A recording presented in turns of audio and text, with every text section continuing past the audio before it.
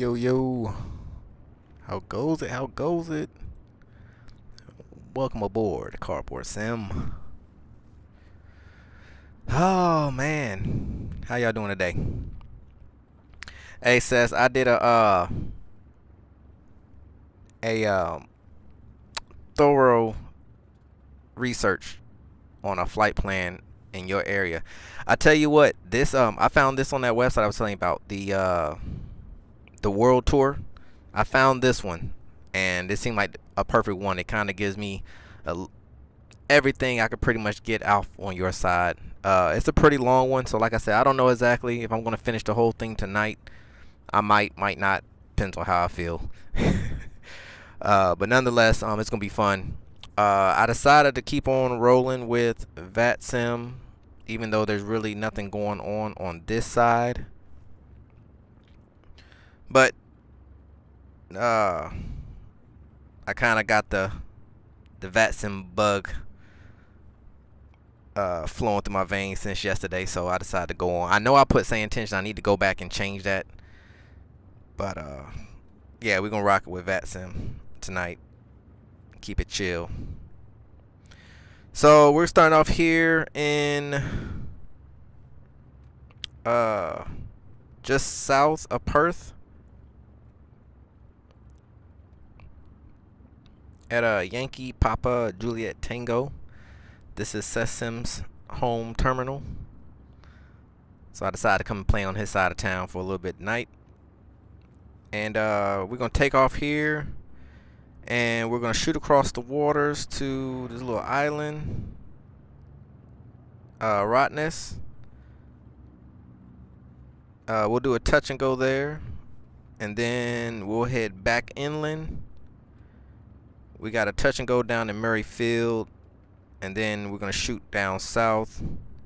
We got a couple touch and goes down there, take it all the way to the most southeastern border, and then we'll start rolling east. So it's gonna pretty much be the whole coastal line from Perth all the way down and around to Albany.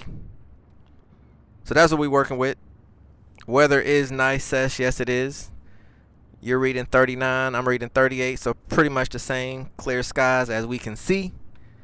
And yeah, should be a lot better weather-wise on this side versus on the east. East is a little windy on that side, but we're gonna get this thing rolling.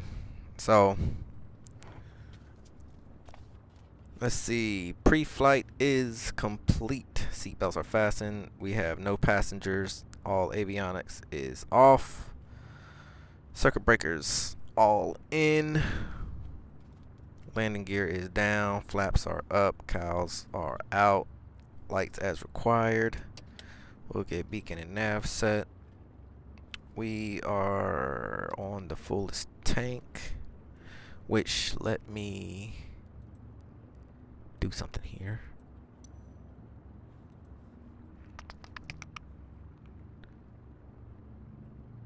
I should have fueled up before we started, but that's all right.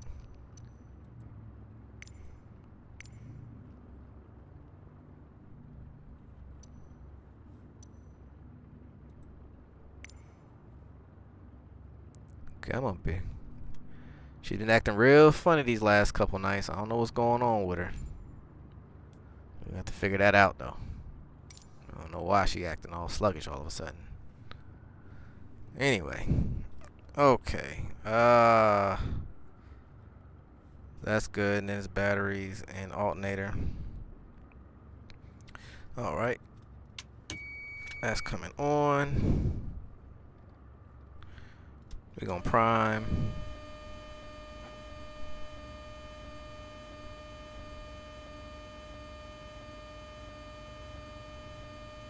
And we'll start.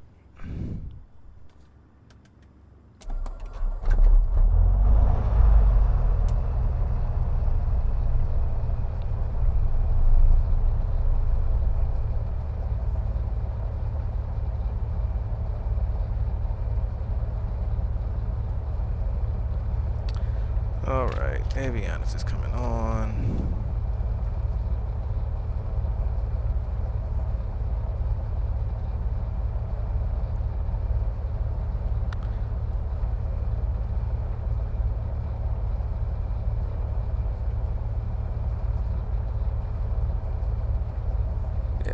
understand why she's acting so jittery all of a sudden. That is weird. Man, I tell you, it's always something, ain't it? Let's get some air going on in here. Lord have mercy, it's getting warm already.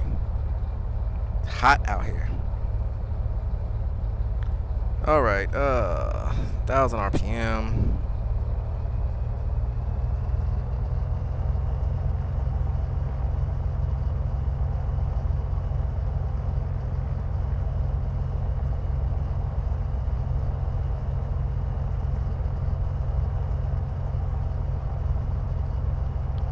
We should be good there. Okay, cool. Yeah, I don't know what is causing this lag all of a sudden. I don't have anything extra running in the background. It's been the same stuff over and over, but for some odd reason we seem to be having this issue again.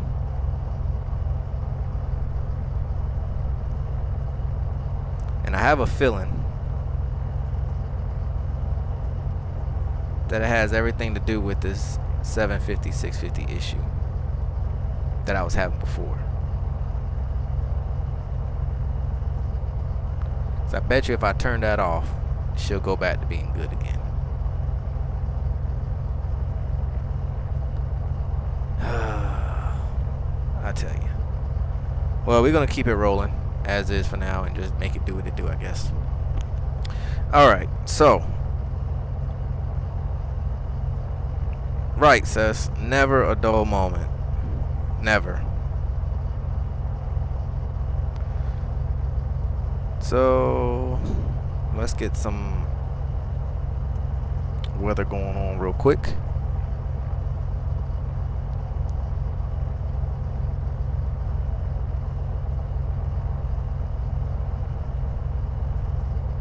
Like everything just seems to be not running good since yesterday. So I don't know what's going on. I cleared all the cache out and reset the sim, and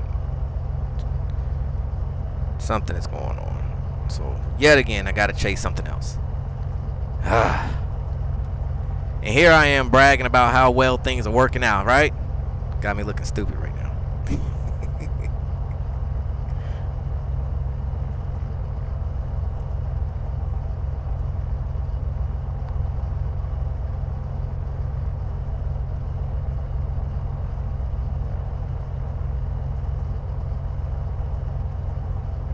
Definitely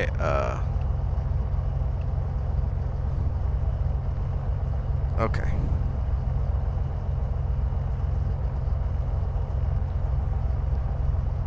I mean, it is lagging pretty bad. You know what? I might just for the sake of this flight, we might just fly with no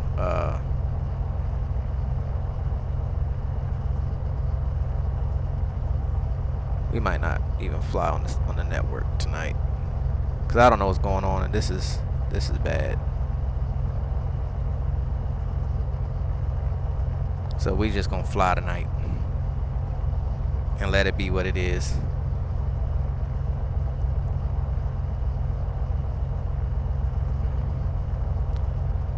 So right now winds are 15.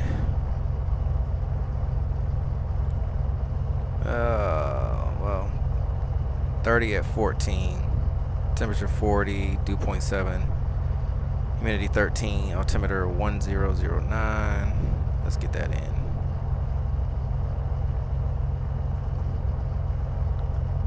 So we will take off runway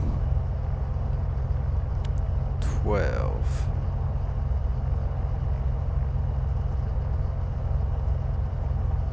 It's gonna give us a crosswind.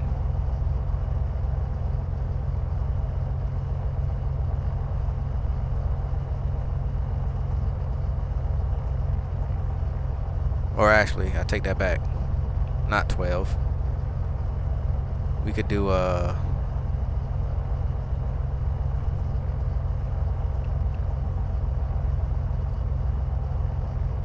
we do a 06 left.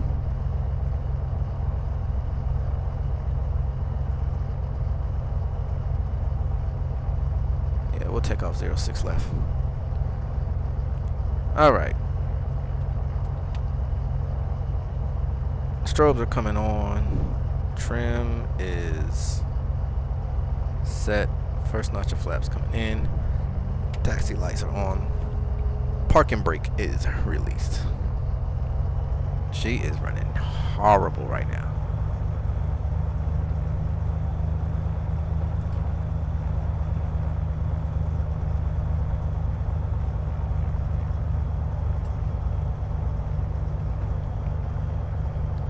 I don't know if this is gonna be playable, y'all. I might have to cancel this one tonight.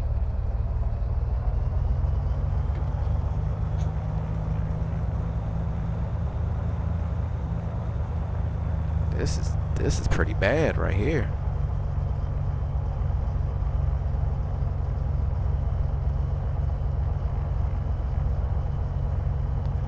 I don't know, Sess. I don't know what this is all about all of a sudden.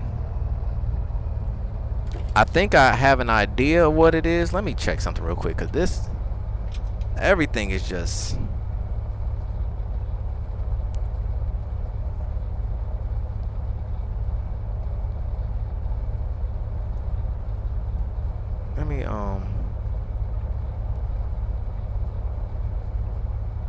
Let me see what's going on. Because I know sometimes I have issues with that thing.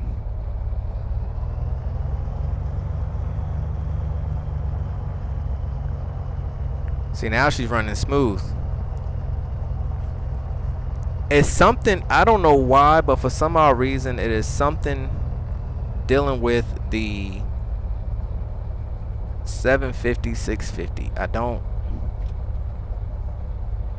Oh. Is it really laggy?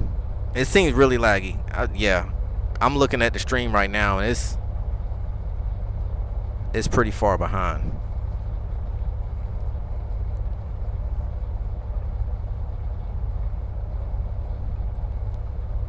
Let me see something real quick.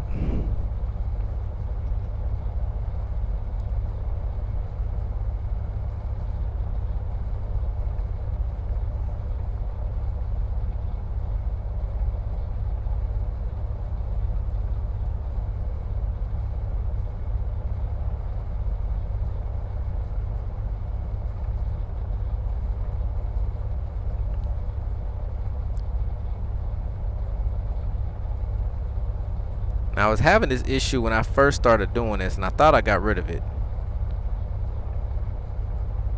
But it seems like it's done come back.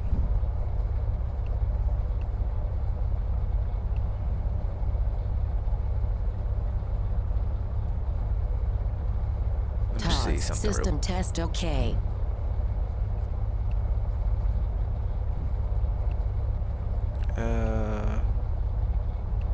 For whatever reason, when I decide to run both of these guys, I get this problem, and I don't know what reset within the system, but it reset.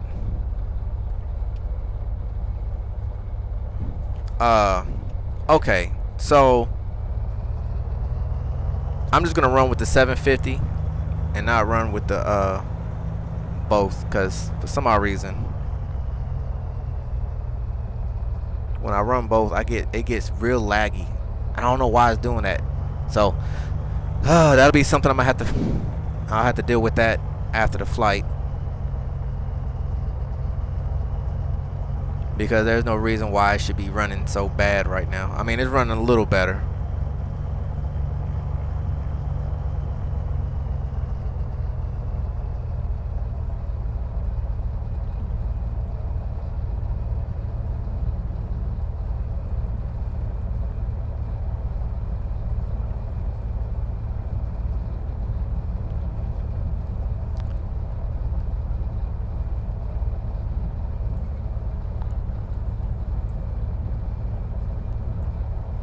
Yeah, I'm only running the 750 now, Says. I don't...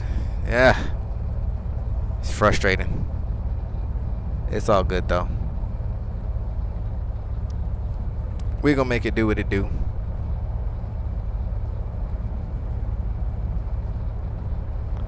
We're just gonna take this all the way down here. So this is a real big GA airport. This is where everybody hang out at, it seems like.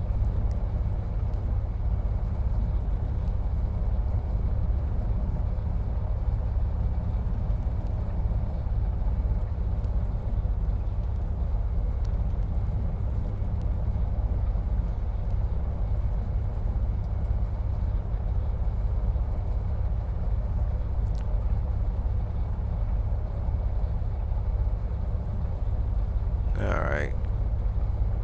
We'll take off here at Bravo 1.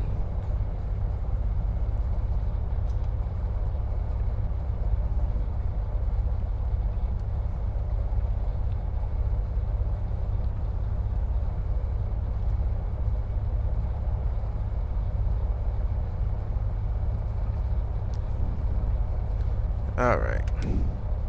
We're going to do things a little unorthodox on this flight due to technical difficulties.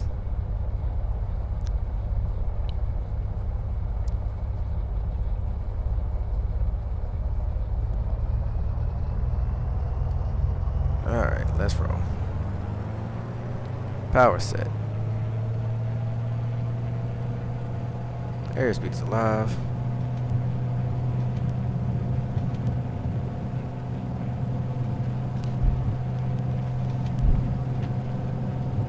Rotate.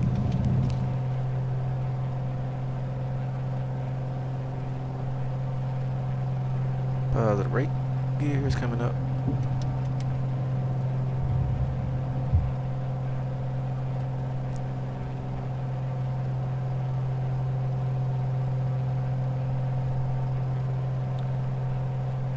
Speed checks, flaps coming up.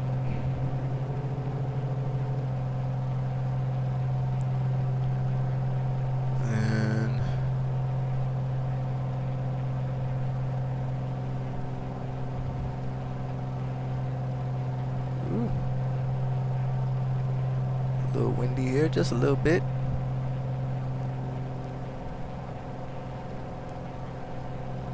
It's a pretty big city.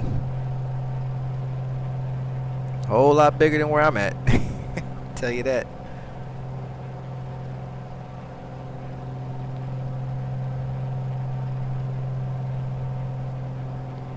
I think it might be my network all of a sudden, which is weird. We got traffic.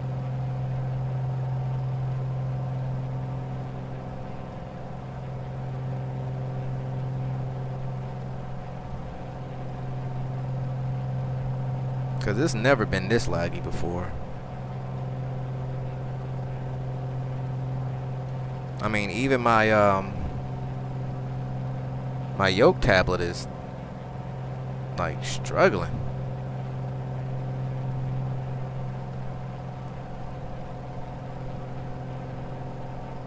Very nice.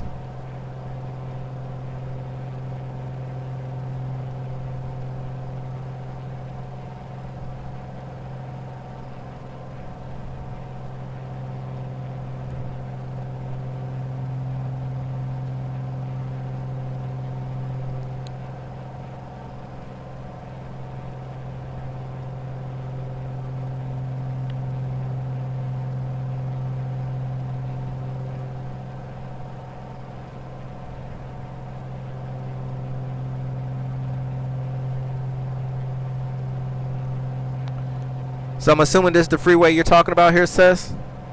Looks pretty big. Look like it runs all the way out to Perth.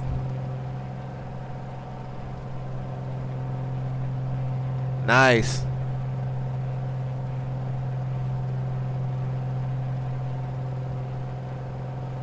Alright, so we'll keep it here at 2.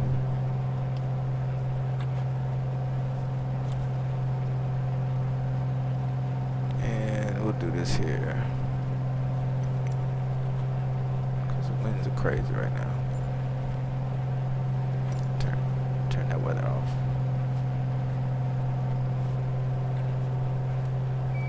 Hold on.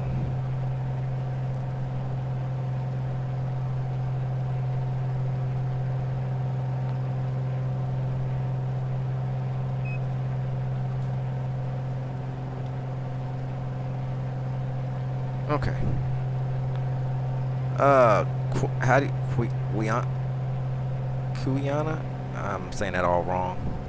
Quinana Freeway heads to southwest.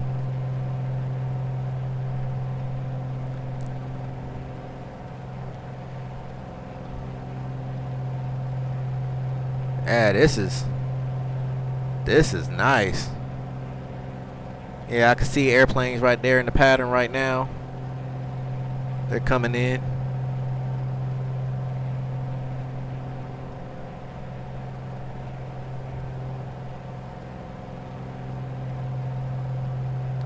So I was looking on, when I was looking at the flight plan, what is it, the A1? I think that's what it was. Seemed like it kind of runs the whole thing. Ah, okay, I gotcha. Yeah, so we're headed out to the island now.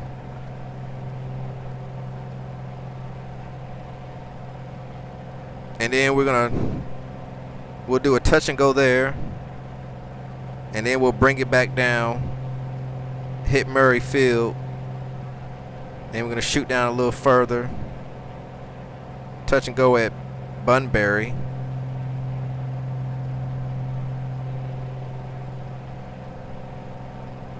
Oh wow.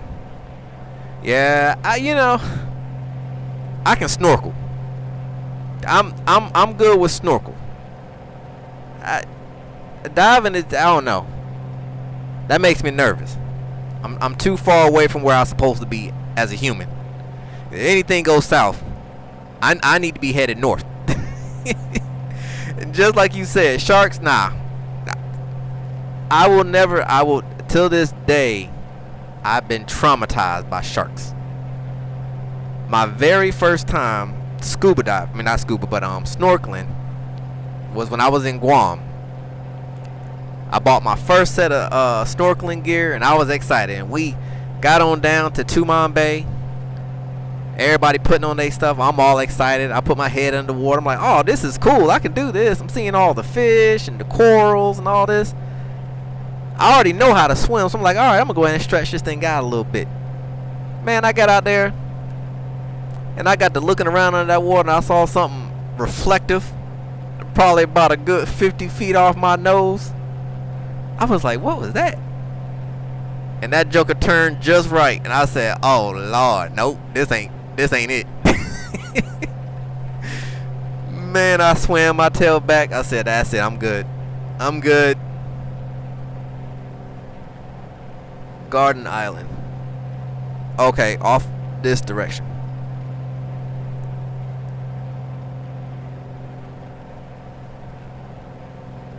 Used by the Navy.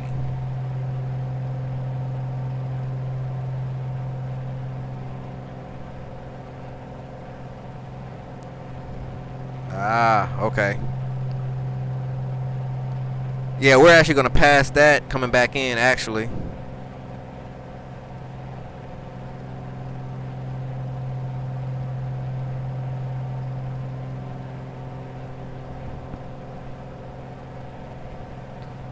Okay,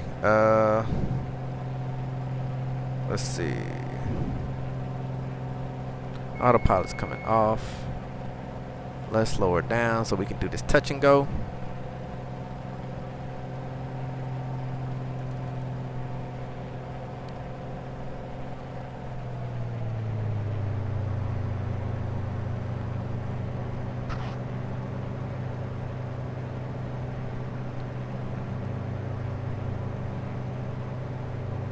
Alright, speed checks. Gears coming down. Lights are on. Let's get her woed up. So what goes on? It's just a tourist island? People just like come over here and just kind of hang out? It doesn't really seem... I mean, I see a couple little buildings, so I guess people just kind of come over here and vacay. Maybe a little hut or something.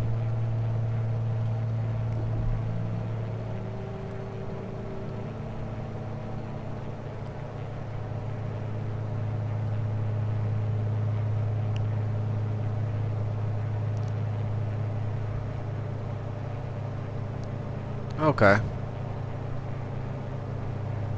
So I'm pretty sure they probably have like golf carts and stuff to kind of drive around the island in.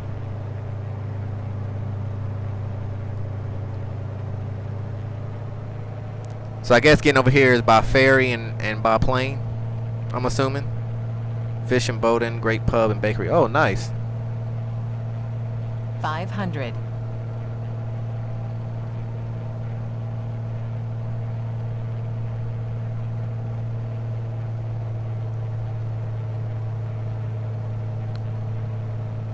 Yeah, I guess that makes sense. It don't look too big. You gotta fight kangaroos over here? Oh man.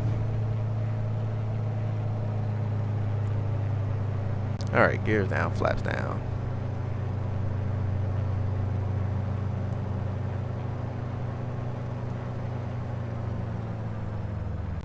Throttle all the way out. Let her sink on down.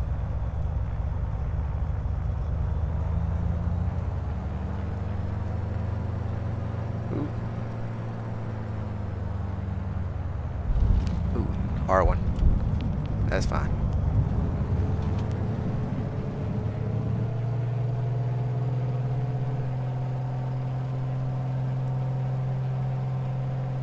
Gears coming up.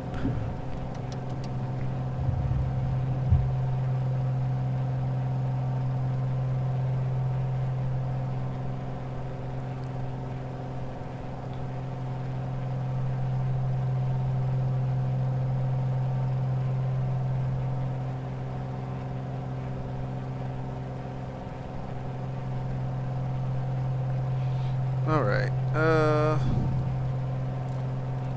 up to 2,000. Go nav.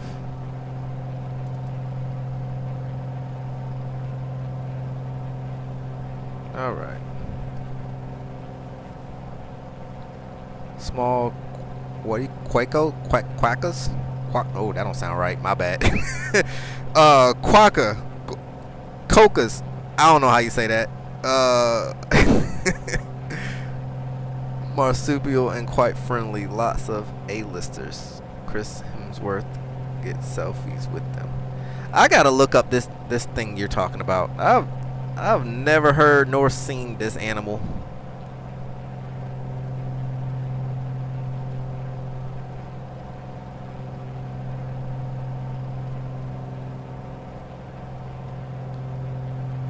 So what type of quokka? Okay.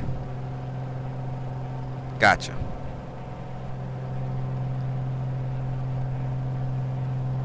So what exactly is a quokka?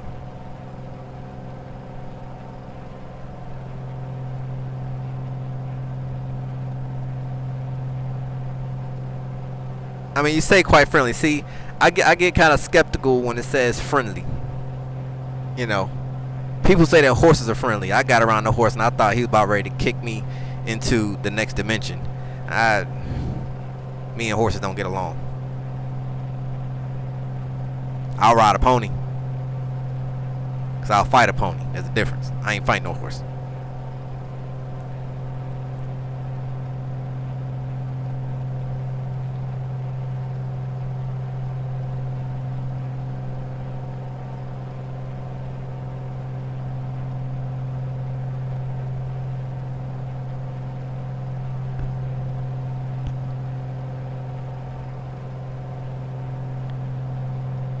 A very small kangaroo and a large rat.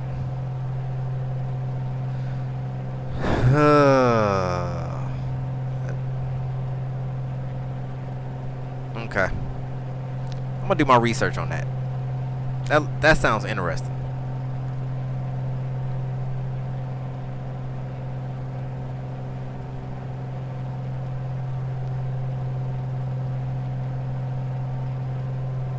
Huh.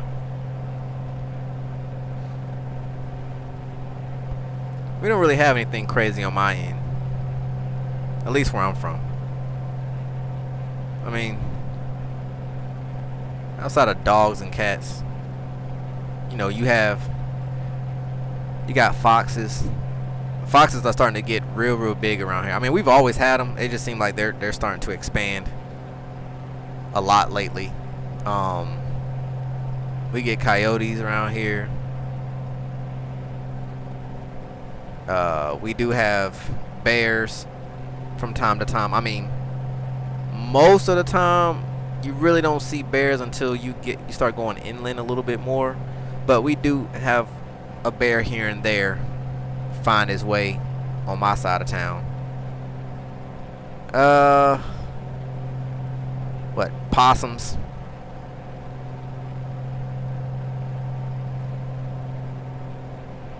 Okay, let me check that out real quick.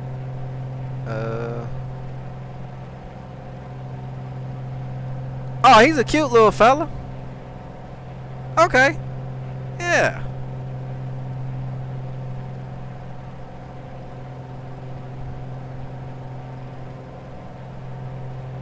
Yeah, he's a cute little fella there.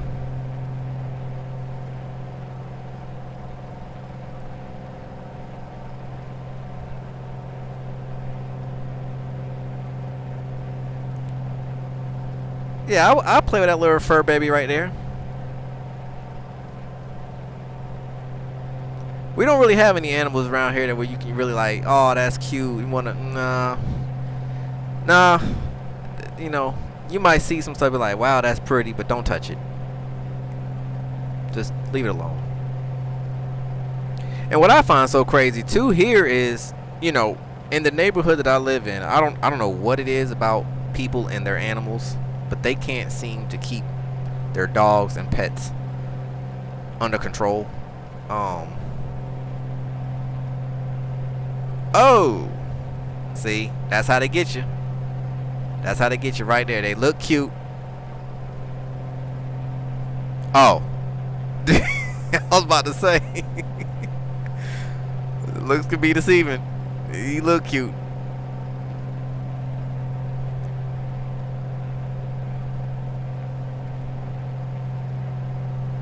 You know what's crazy, says I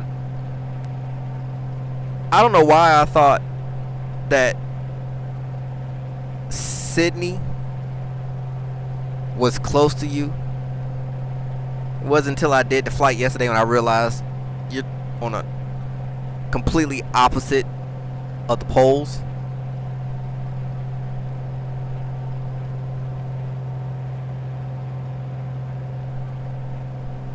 So your area is pretty much like the biggest like city as far as West Coast goes.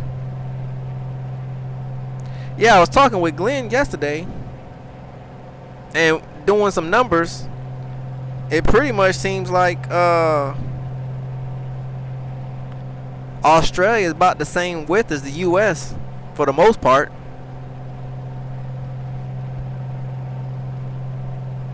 Because where I take off from in Raleigh, North Carolina to go to Cali, it's a 5-hour flight going west, and it's about 4.5 hours coming back.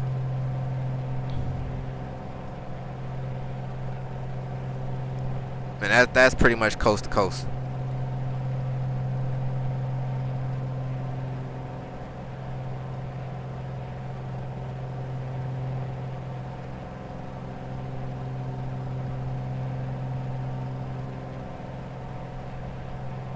Yeah, I had no idea.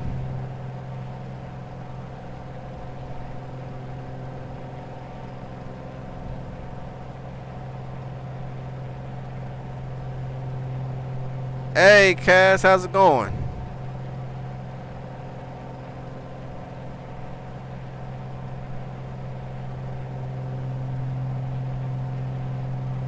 CBD equals downtown. Okay, cause I was about to. Okay.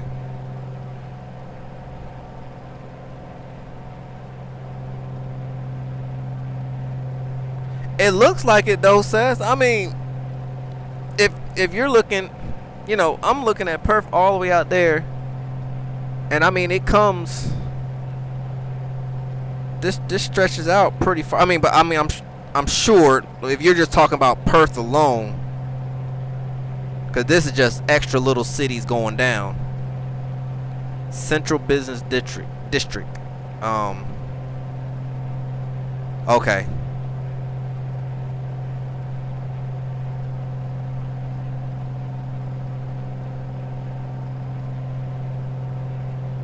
I got you. They seem to be about the. Yeah, well, they seem. I mean, Melbourne was pretty big. I mean, when I was flying it the other day, it's pretty big on that side, I must say. But it looks about the same, though. It just looks like Perth is, like, you know, kind of stretched out a little bit more.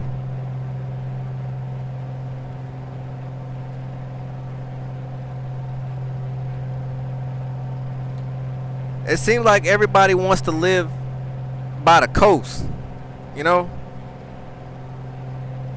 I mean, I do see, you know, little towns like Alice Spring, but it just seems like the majority of people want to live on the outskirts.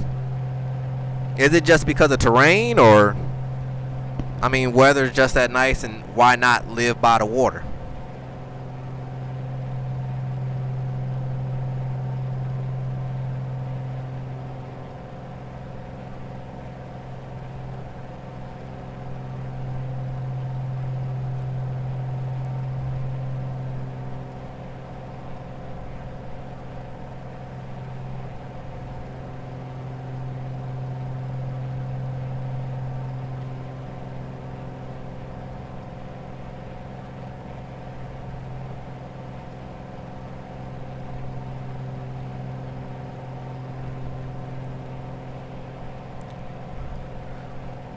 So it's crazy. So if looking at the coast here,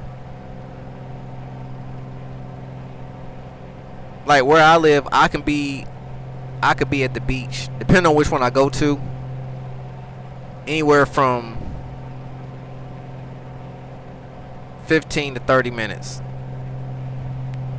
I could be at the beach.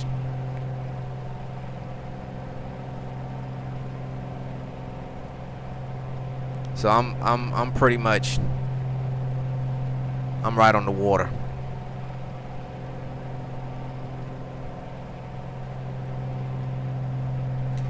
Now, I got a question to ask you.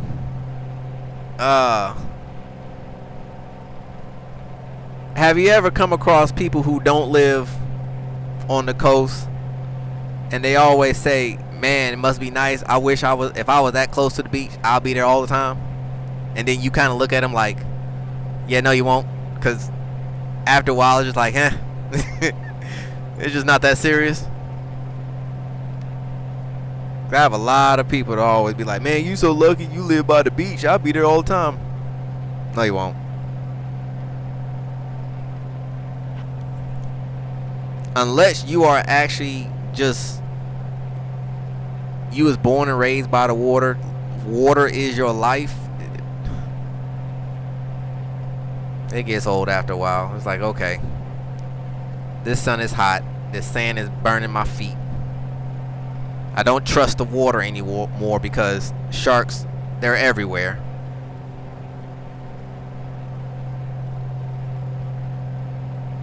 And then people get on my nerves. And then let's not talk about the people who run the beach and we call them the umbrella patrol. God forbid you grab a beach umbrella to use and you haven't paid your dues.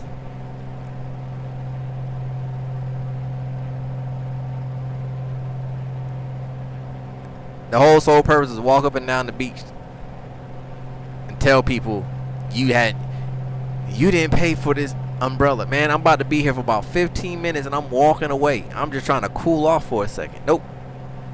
So, yeah. It's like I'm already paying to get on the beach, which should be free. Now I gotta pay for this umbrella.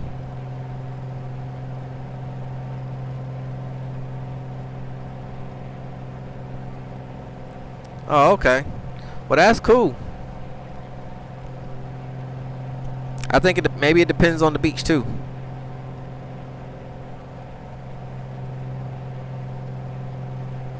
I mean, I'm not saying I don't enjoy getting in the water, you know, because, you know, going to the beach is fun. I'm just not there every weekend. Like, I gotta be at the beach every weekend to go do some surfing. And, you know, I go splash around in the water,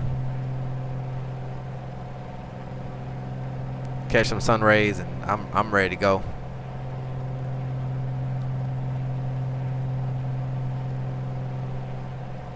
I don't know. I guess it's,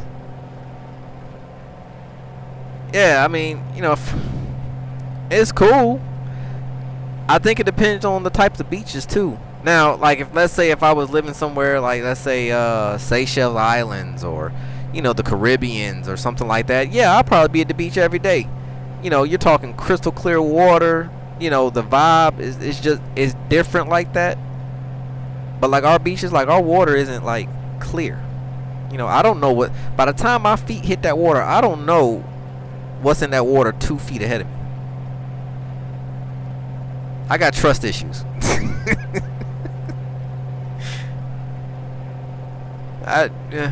I'm okay.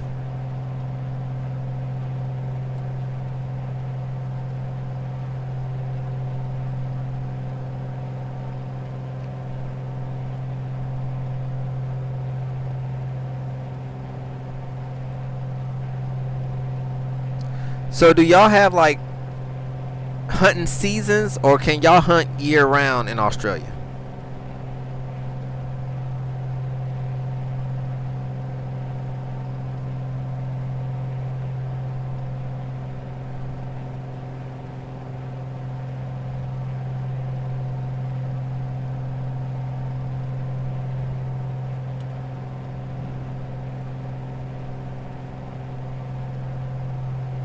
Okay.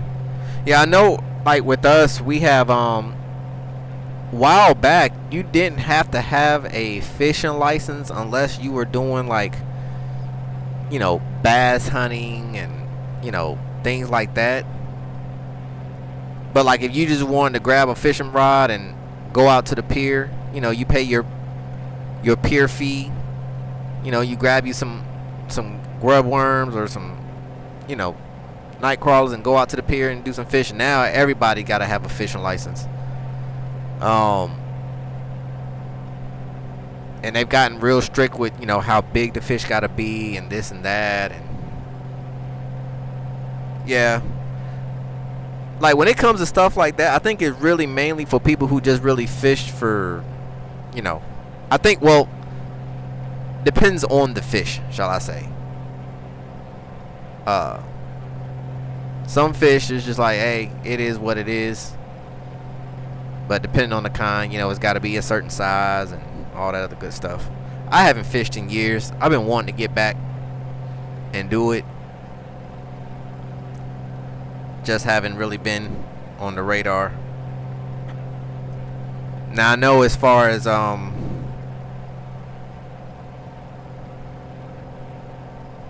hunting goes, there's actually like big games. Like you have certain there's certain time slots when you can go hunting. Like there's hunting for deer, and then there's like duck season, and then there's this season. And I've never been into hunting.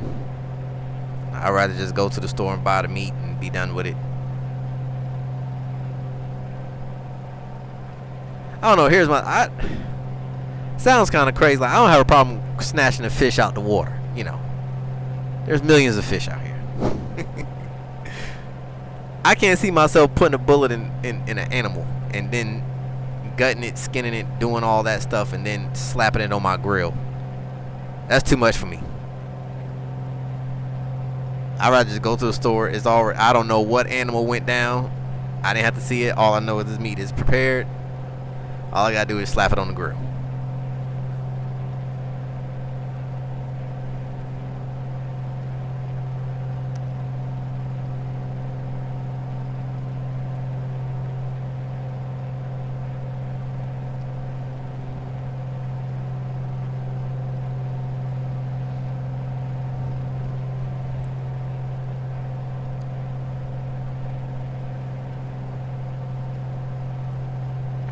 Really?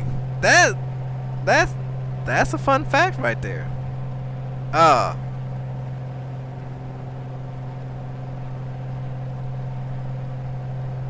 love eating them. Them things are delicious.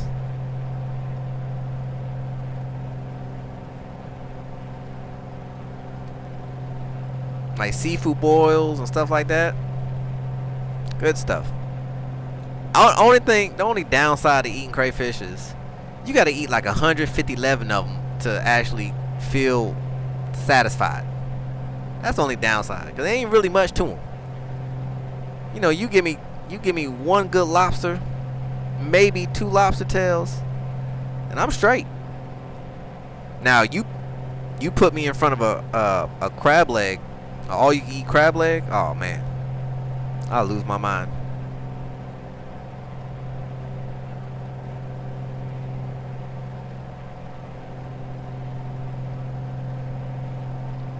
But diving, I think we had spoke about you saying that you used the dive, and you went down fairly, like you was cleared fairly deep.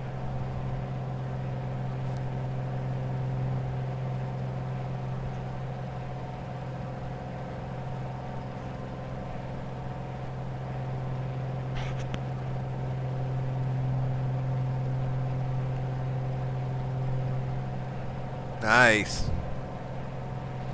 They some fast fellas under the water now. That's for sure.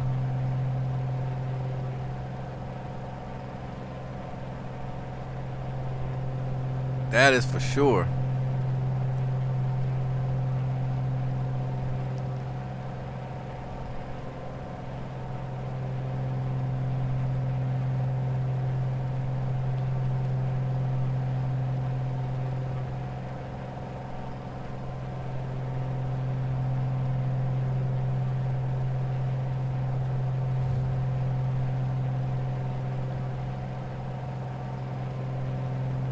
Y'all don't. 45 meters my deepest dive. 25 kilometers off the coast. 6 minutes total bottom time. That, I know that 6 minutes felt like a lifetime.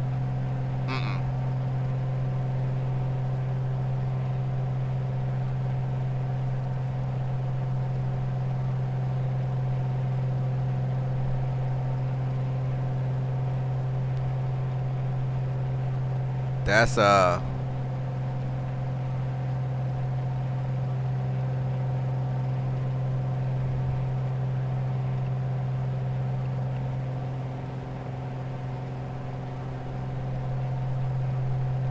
a long time. I got an aircraft off to my right, 400. I see him.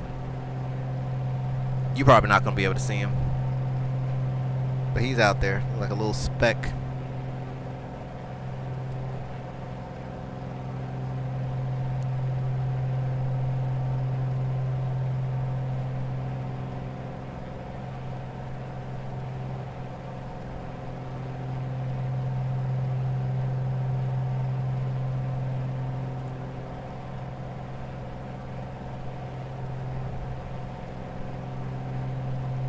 Especially when carrying a bag full of live crayfish and you need to do a 10-minute safety stop at 10 meters for, oh Lord. Yeah. I don't know about all that.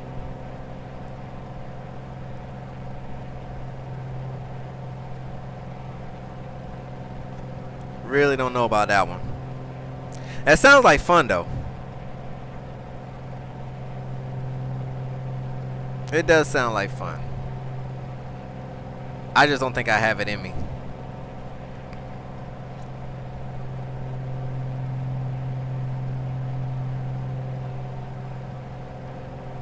I think what I fear the most to scuba dive is to not do something right. You know, that's not. It's just like skydiving. I would love to skydive, but in my brain says, what if this is the day that that the parachute that this guy is wearing was not rolled up correctly, and that joker just not, it don't come out right.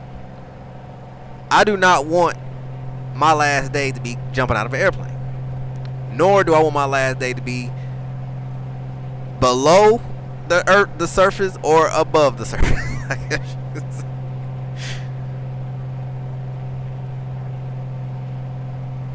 Oh, okay.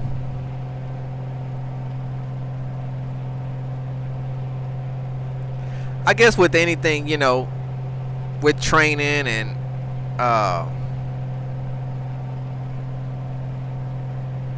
you know, learning the real thing and under strict supervision, it probably won't be that bad.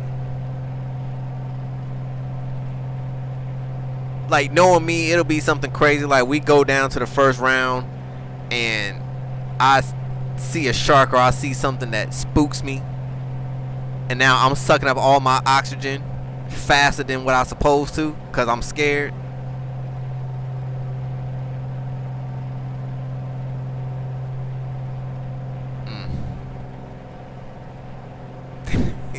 I don't know. Oh, I'd rather watch people do it. And then when you watch like the videos on YouTube or like Discovery Channel, and you see the people diving, and they have like a camera watching them dive, and like when you look at their body and the water surrounding them, it's like there is nothing to save you. If things get real funny, there is nothing there. You are not about to outswim anything that lives in the water. Yeah, man. Hey, Springbok, how's it going?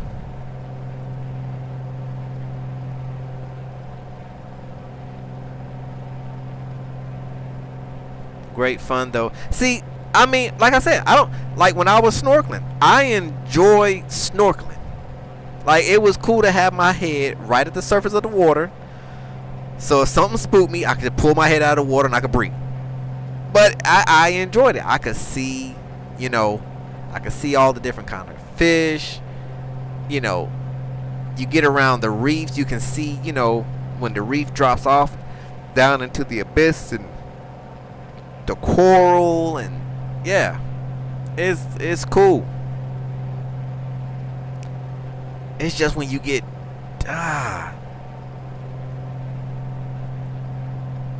like the thought of like scuba diving and then looking up and you don't see the surface of the water, like it's still dark. That's spooky to me.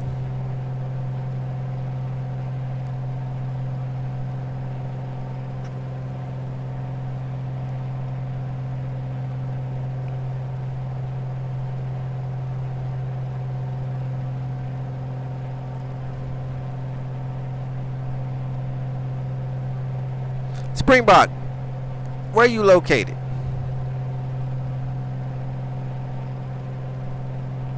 Oh, no. I'm good. Look, I've been to Cape Town a few times, well, a couple times. I've had the opportunity to swim with the great whites off there in Cape Town. Nah, I'm good.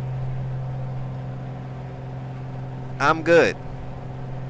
You live in another beautiful place too there, Springbok.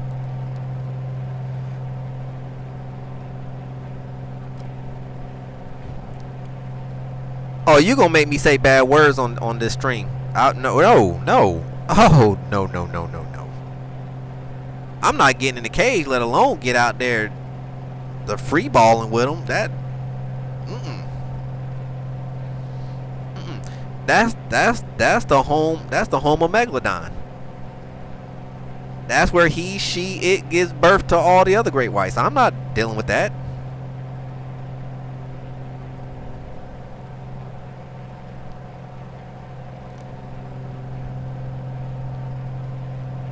I'd rather go to Joburg and play at the reserves. Play with the animals out there like I did last time I was there. Racing cheetahs and playing with baby lions. I still got 2 pictures of that. I got a picture of me sitting or standing next to a 6-month-old cub and me trying to race a cheetah. I thought I was gonna win. I had got a good start. I got a good start on it, but it didn't turn out good after that.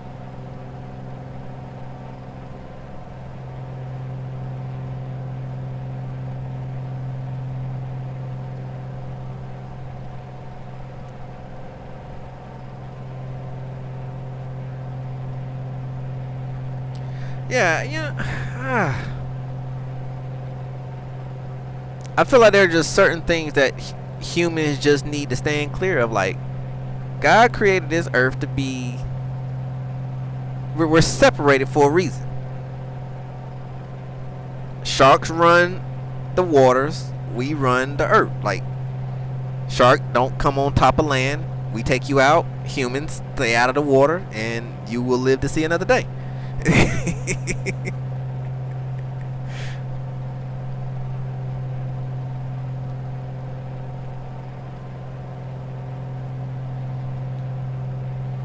Oh man.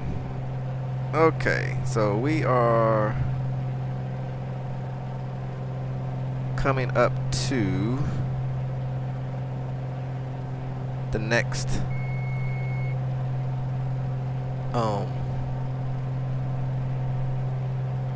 touch and go.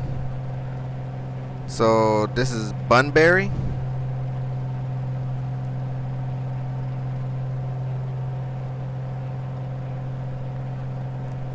So we're gonna do a quick touch and go here in Bunbury, and then we'll be off to the races yet again.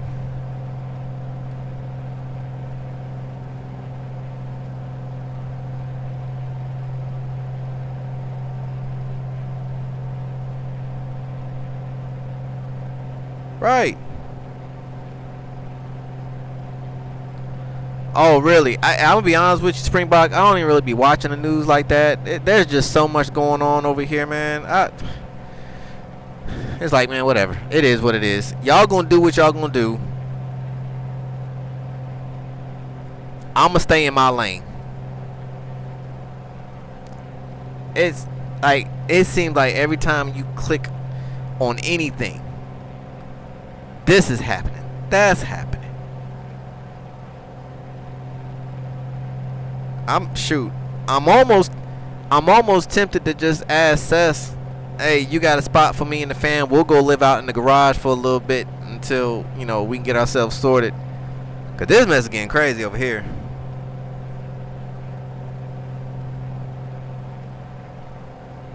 How did that even happen in DC? That's the crazy thing. Because the airspace in that area is very, very, very strict. So how in the world did a plane and a helicopter collide? Well, you got a pool house? Let's go stay out there. Matter of fact, just pitch us a tent in the backyard. Y'all got good weather.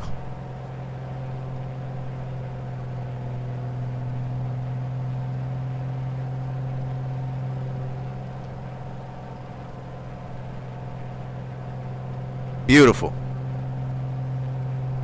I'll let the wife know. We'll be packing up here in a little while. Cause this crazy nutcase over here starting mess with the cartel. Is you crazy? I don't want no parts of it. Dude has absolutely lost his mind. And I ain't the one to talk about politics, because I know it's a very, very sensitive subject to some people.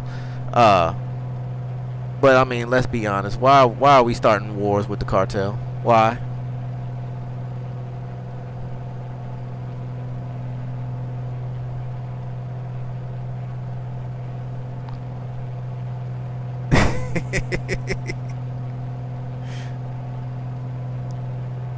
Well, Springbok,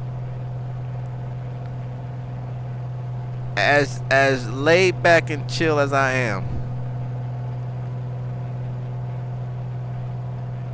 there is another side of me that most people don't know about. I keep that side locked up. Sounds good, Sess. I keep that side locked up. But if that side ever has to become active, best believe things will get handled.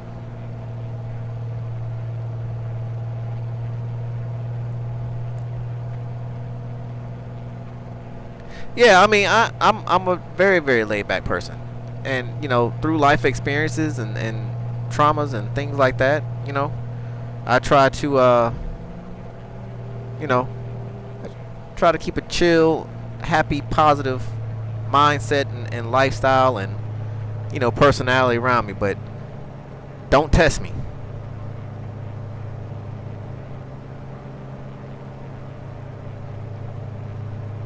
I'm definitely not the one to be played with when it comes to certain things. Now 500. You can play with me all you want to, but when it comes to the safety of my wife and kids, I have zero tolerance for the buffoonery, and that goes for anybody.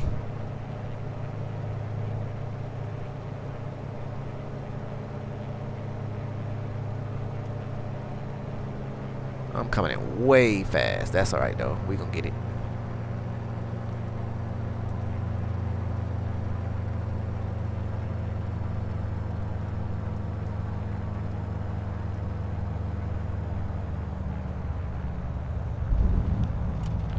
Beautiful.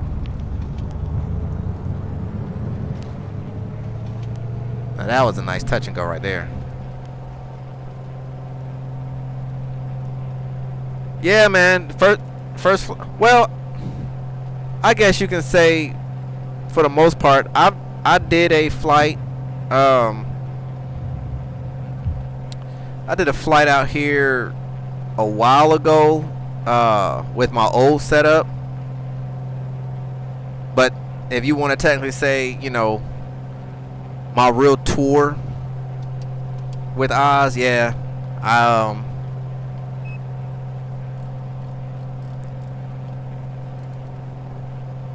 this is my first time doing this, really seeing, you know, what Australia really has to offer. It's really nice out here, man. I'm really enjoying these tours, just really seeing what they have to offer out here and what's going on. And I was talking to Glenn yesterday. I really didn't understand. I did not know how big Australia was. You know, when you look at maps, you know, maps always are deceiving in a sense, you know. They always make it seem like things are smaller or bigger than what it is. I always thought Australia, like, I knew Australia was big, but I didn't know Australia was like this big. Like, we're talking US size big. I didn't know that. It's pretty big. So it's pretty cool. I played around with Melbourne, I think the first night, and then last night I was over in Sydney, played around over there for a little bit. Now I'm over here on Seth's side playing in with Perth and running the southern coast, or southeastern coast, shall I say. And yeah, man, just hanging out.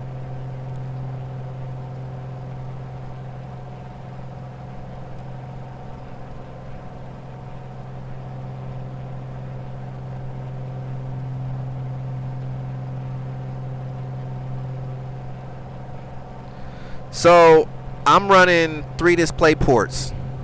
So I'm running HDMI to display port into the GPU, because these TVs don't have display port outputs. It'd be nice if they did, but they don't. So 3 display ports. I do have 2 HDMI slots on the GPU as well if I need to use those.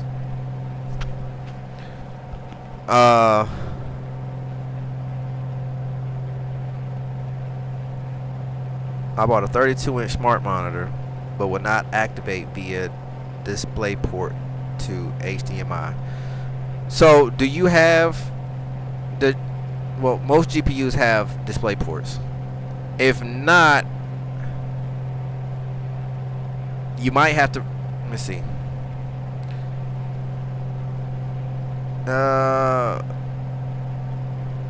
So you're saying your display port out of the monitor, and you're trying to go HDMI into the GPU.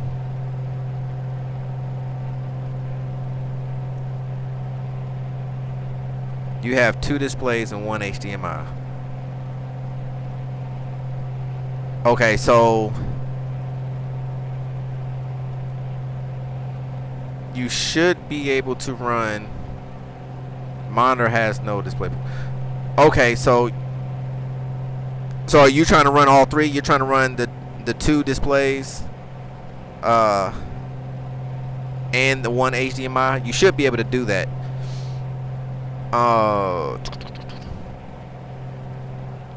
You might have to go into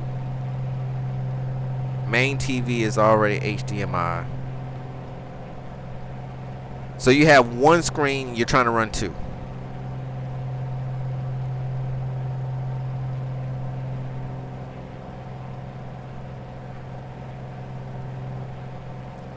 Okay, so when it comes to display ports,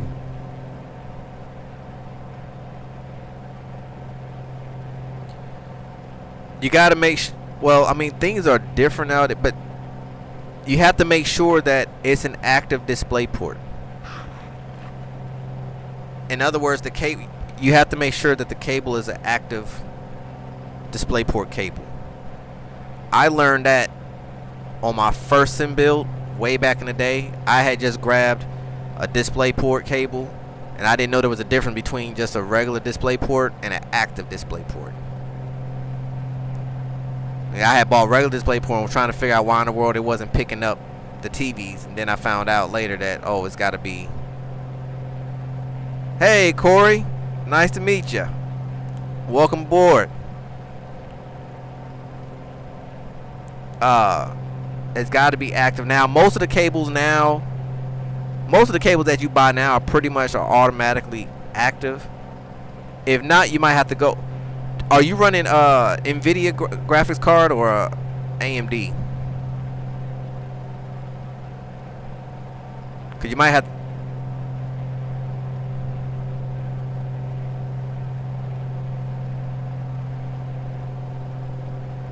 AMD. Okay. So I wonder if on the AMD side you have to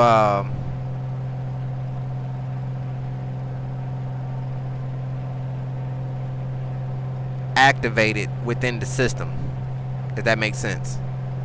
But that shouldn't matter though.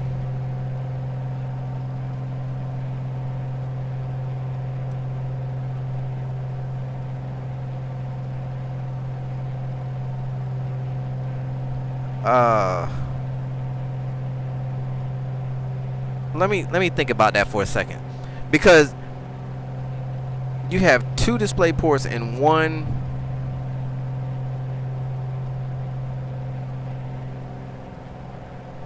Well, I'm running Windows 11, so I mean, if anything, you should be good there. That shouldn't have anything to do with powering up multiple monitors. How much did your setup cost? From everything from the ground up, right now as it sits, I'm probably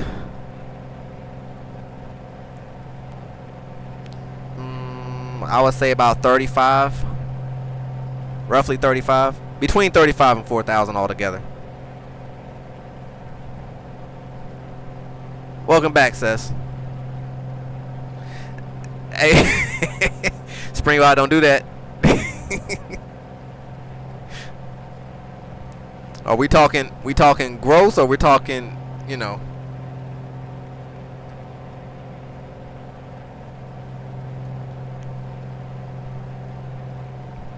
Now I'm roughly 35 in. right now. It looks expensive. Yeah, plus or minus a couple $100. Like I said, it looks expensive. It's really not. Most of the money, most of those numbers is into the TV and the PC. The rest of this is, man, I'm CardboardSim for a reason. I'll put it that way. The panel is cardboard. The panels here on the sides is foam wrapped in material. This is cardboard. These are PC fans. The wood grain that you see, this is just floor vinyl, pretty much, that I've cut to fit the lighter part here on the 6-pack. This is actually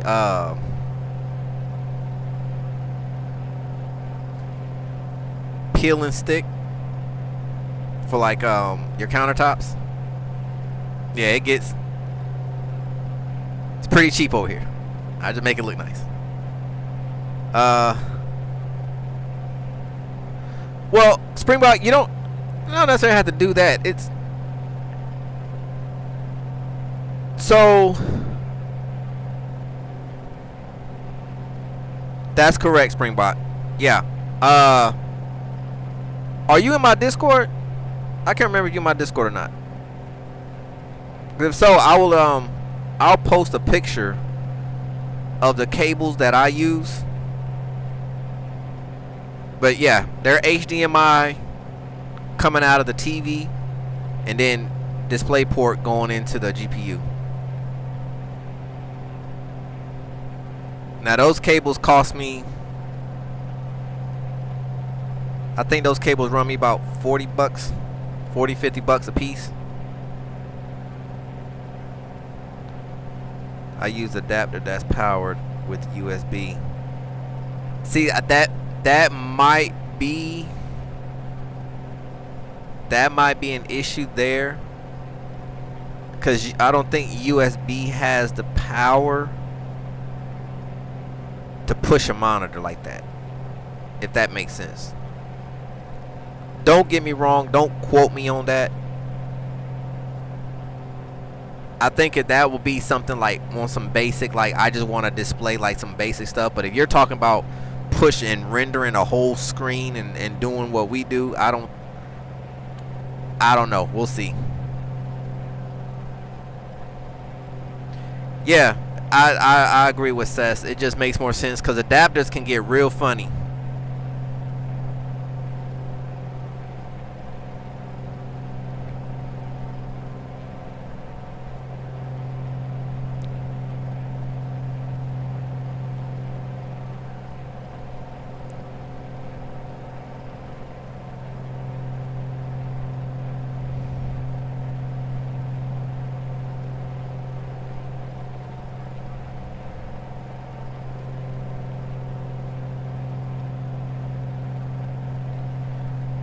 You know what's pretty cool, y'all? Sitting here watching the motorized trim wheel do its thing. Y'all should be able to see it move in the screen.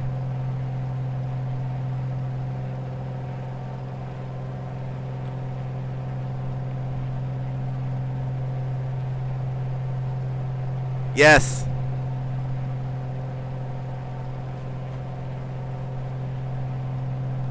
Yes, Panthers all day. Even though Bryce Young, he started getting his mojo back towards the end of the season. So, man, we're looking for a good season. You know, if the owner would sit down and let the team do their thing and stop trading people that, like, we can never build a team if you're constantly trading people left and right. If you leave the team alone and let them learn each other, we actually have a pretty decent squad. So we'll see how things go next year. I was pretty pleased at how we ended the season this year, and I'm looking forward to it. Talking about ice hockey, dude. No. We talking football. I like ice hockey though. I'm a was it Reds? That what you call them? Reds fan. Cardboard thoughts on the uplift from 3090 to 5090. Man, I'm excited. I can't wait. Are you like? Is this a real thing, or are you just playing on my emotions?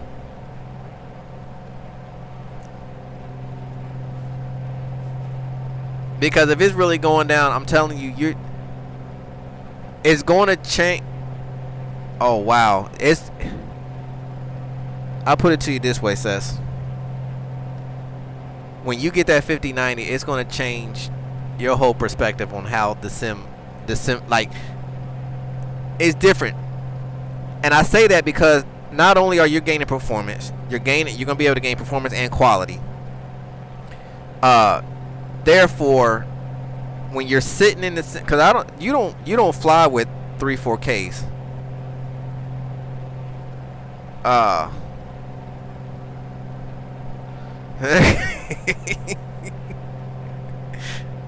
Hey, I'll clean my trailer out, my enclosed trailer.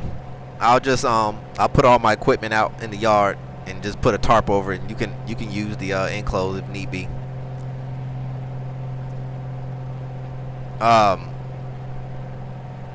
No, I think once you get that thing in and turn all the settings to the max,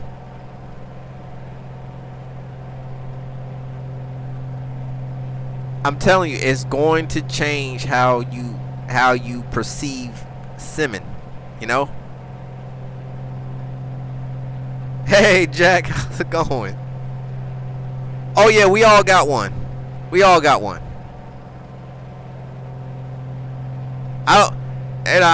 I just consider mine a financial advisor, you know.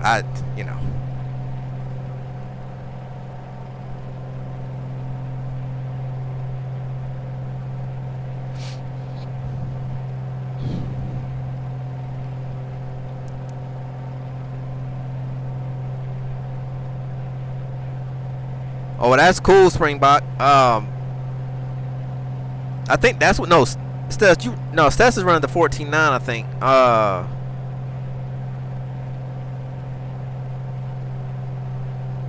Yeah. See, Jack. Hey, me and you kind of in the same boat, you know.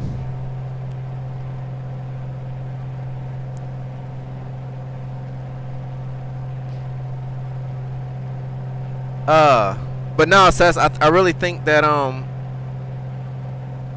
once you get a taste of 4K blood, it's going it's going to trip you out. That's why I said, like, I'd rather deal with a little bit of drawback on performance for the sake of 4K, because once I've seen it, anything less than like 2K, I can't even. 2K to me is like 1080p now. And so by you going from a 3090 to a 5090, it's night and day difference. I mean, you're gonna blast through this stuff. Like, the 5090 is gonna eat FS alive. I promise you that.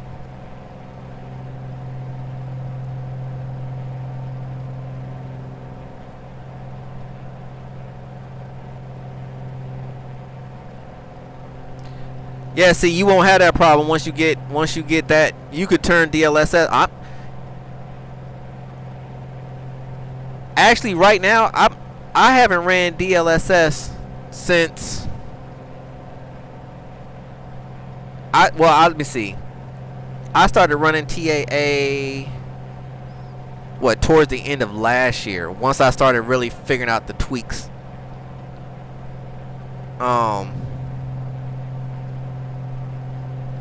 Oh, Jack, you gotta come back over, man. The 4 and 5 series are doing damage, but you gotta come in at least at a 40. I'm at a 4080 Super, so you gotta come in at least at a 4080. I would say if you do make the leap back over, come in at a 4090 minimum, to really get the experience that you want. Yeah, they are pricey. But I guess it just depends on how hard of a simmer you are. You know, I'm very I want it all. I want the performance and the quality. But yeah, with DLSS, when I try to run DLSS, it's not the same. Like, even if I'm running 4K on all three and I'm running DLSS quality, it's still not the same. Like, DLSS quality to me is like putting a cherry on top of a turd. Like, because what'll happen is, like, you'll see where it's trying to render quality when it comes to, like, maybe buildings and things like that, but then some textures is still, you can see where it's downscaled, and so you're kind of getting this mixture. But you know, if you're running TAA, I mean, just raw rendering is crazy. And like I said, with the screens, y'all see 1080p, but you know what 4K looks like, you know, so you're gonna love it. I'm gonna tell you that.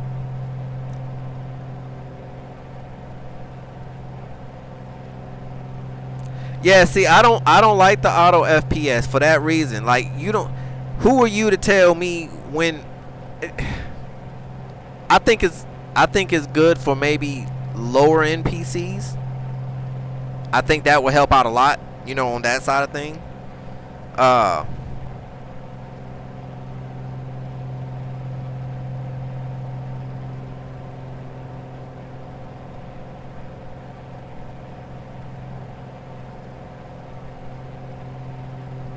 Yes, I mean, and that's what I'm saying. And I'm like, this 4080 Super is like, I don't even supposed to be doing this, but you kind of got me working, so I'm kind of in the sweet spot. But I really can't take no more of this.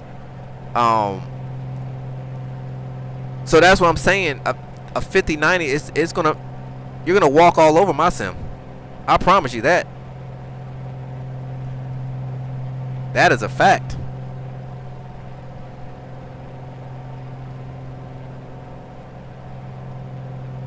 I'm waiting, coming out. Love to have the 32 gig VRAM, but I know it won't happen. Down for 3 screen to main. 1 main 55, loving the candy. Yeah, I mean, you know, and it's really, I don't ever try to push nobody to do anything that don't suit them or their pockets.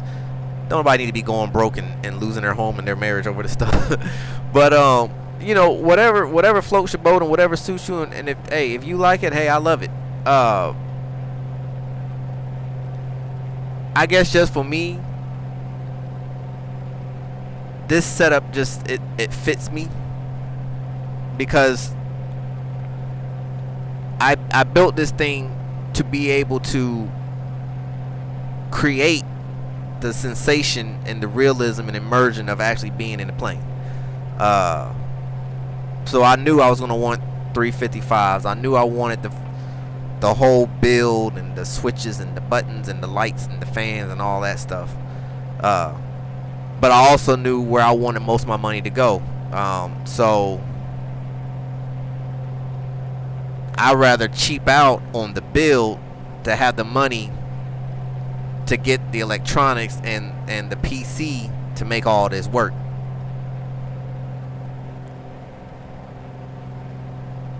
I'm running a 6950 XT, but my CPU needs replacing, so it's not even stretching his legs.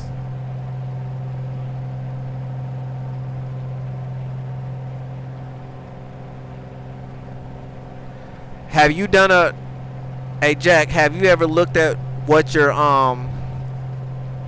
CPU and GPU are doing? And I'm not talking about it like as far as like frames. I'm actually talking like going to Task Manager and look at, you know, what your CPU and what your GPU is doing. Like, what are the percentages? Because you can actually trick that and gain a whole lot more performance. It's just some trickery you're gonna have to do, because I was running an i5 4440 with a 2080 Super with these 3 monitors. I had to do a lot of tweaking, but I was able to run all 3 of these. I mean, it was only 1080p, but that was good for, you know, that setup. But you still, like, you could still get smooth performance and quality even as old as that CPU you got, Jack.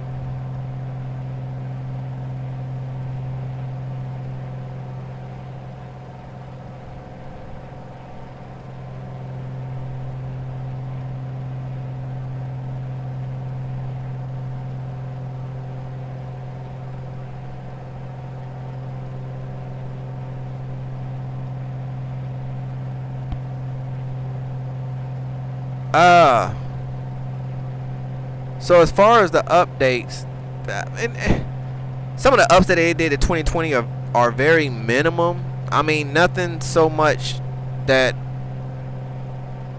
like, it wasn't no crazy like 3, 4, 5 gig updates. It's like there was a couple little updates they done over the last month or so, but the biggest thing, which affected not just 2020 but 2024 as well, is the DLSS4 that I've been talking about the last couple days. And with that, it has boosted performance by a long shot. And not only performance, but the texture quality is so much better.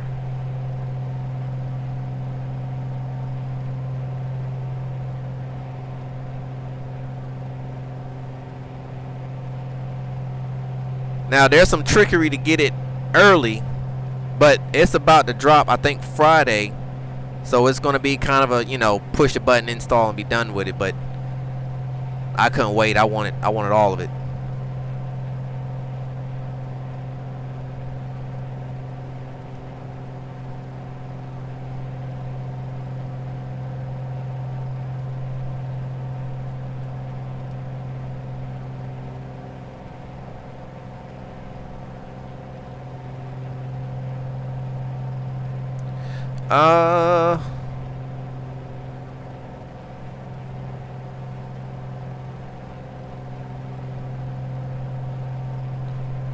Let me see.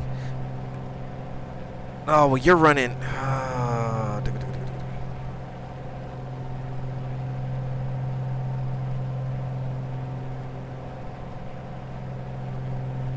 That's some pretty solid numbers, Springbok.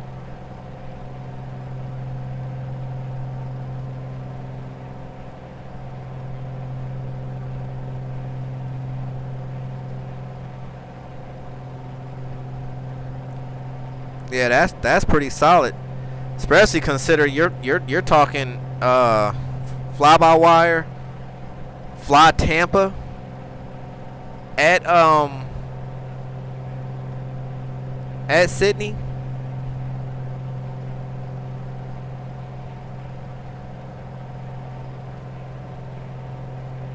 Sydney's not an airport to play with. Shoot, even yesterday when I was taxiing out from there, there was a lot going on, and I'm running default scenery there.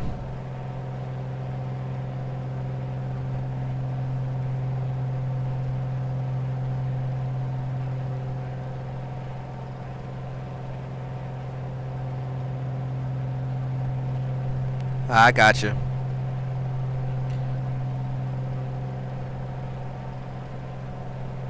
I like the stress test.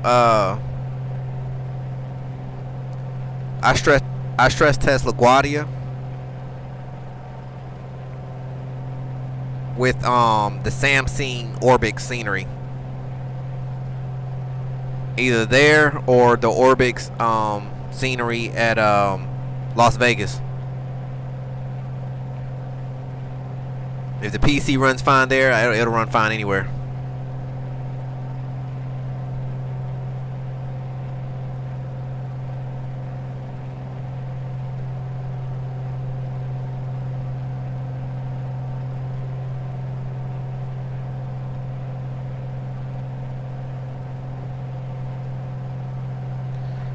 Man, that's gonna be crazy. 5090.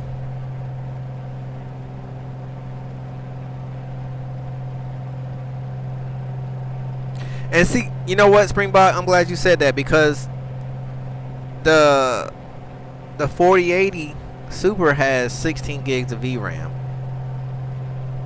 And when I run tests,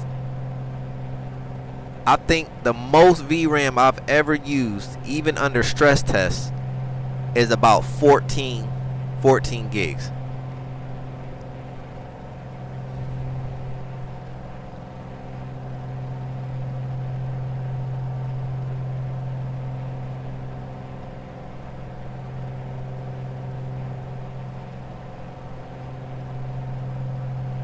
Shoot, man, oh man. See, I'm stuck in a pickle right now, Seth. I want to get the 5090, but I'm getting the itch for some force feedback in here now. Now, you know I'm all about DIY projects over here and try to save $1 wherever I can. If I could figure out how to build my own GPU, you know I would do it. Oh man.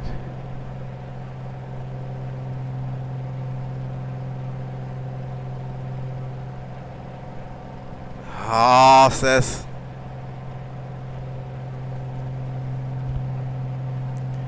I gotta get through tax season first.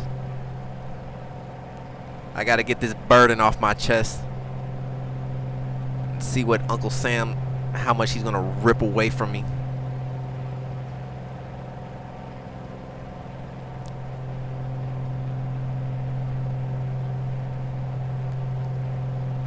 Yeah, I can't play that card right this second. I gotta hold the storm out just a little longer.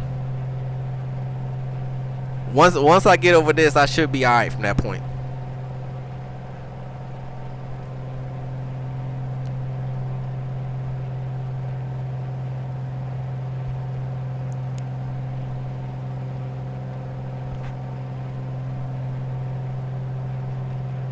But looking at the books, I think I'm gonna turn out on the green side anyway.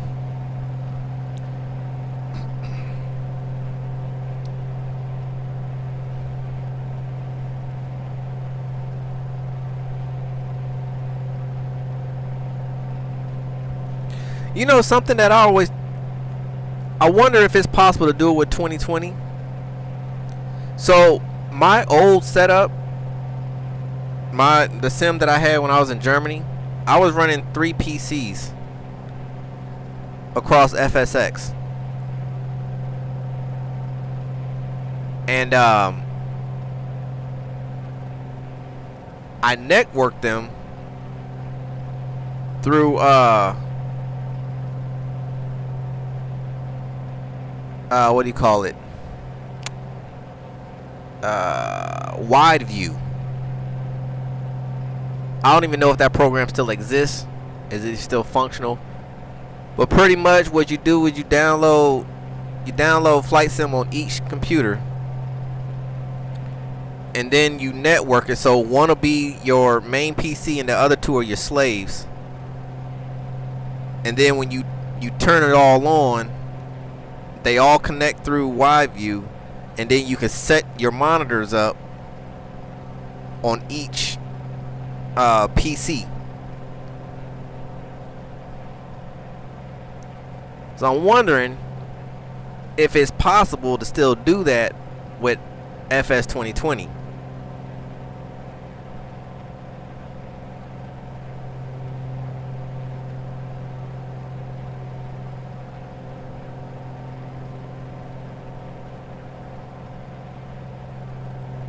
Now that's not a bad idea, Springbok.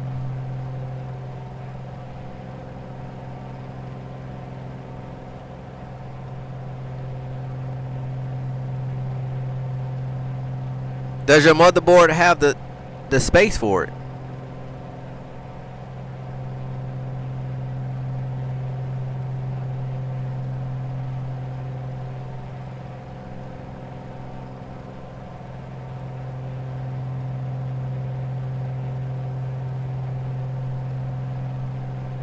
Ah, okay. I think the most I ever done, I ran 2 GPUs at once. But that was back during the what do you call it? I was running AMD back then. Yeah, SLI.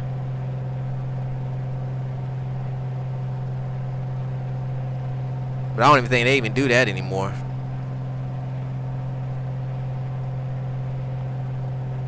That's interesting. I would like the Infinity. There you go, Infinity for AMD. And so yeah, Infinity for AMD and SLI for Nvidia.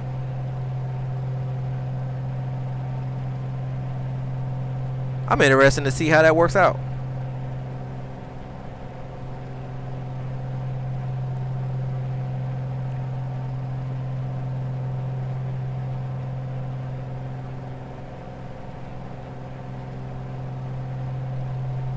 Like I said, if YView works, but see, the only thing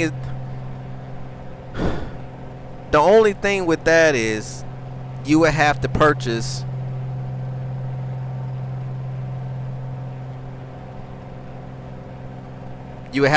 another thing of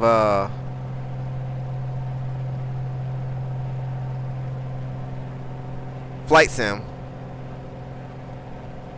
No, I'm not in YView. I'm running all 3 screens off of 1 GPU. Oh no, not surround. I'm using the built-in the experimental, as they call it, inside Flight Sim 2020. If you use surround,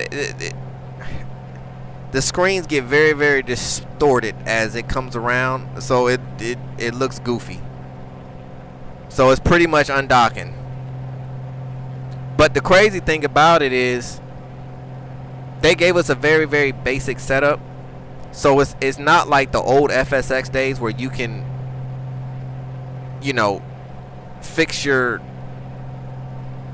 you can really change like the scaling and, you know, really set it the way you want.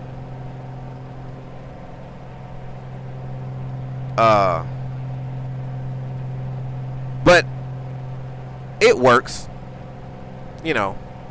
Once you really get a good grasp of how it works, it works out pretty good. I'm not gonna complain too much. Chase plane is coming. Really?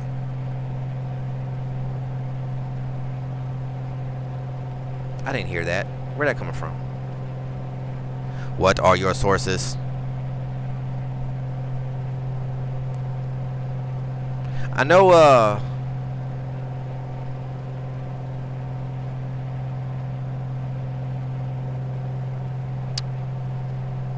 what's the word I'm looking for? It was just at the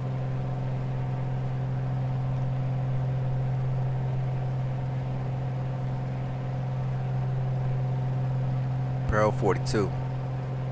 Okay. I missed that one. I gotta go hunt for that.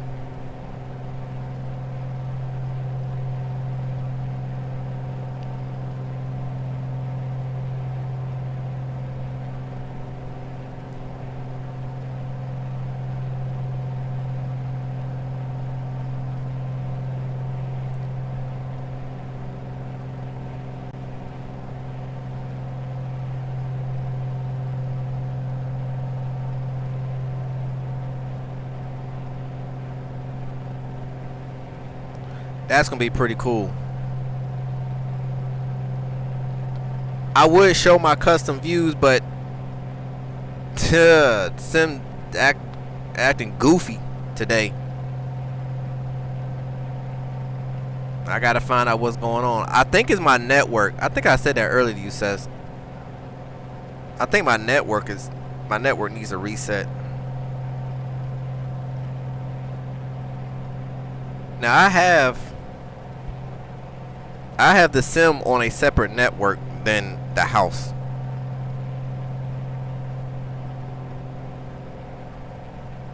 Oh, that's cool.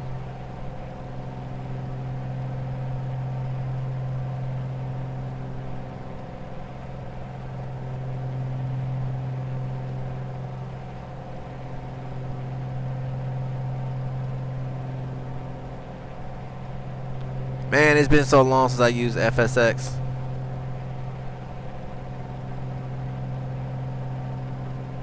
That was the most disastrous flight sim model we've ever had in the history of... Well, actually, no, let me take that back.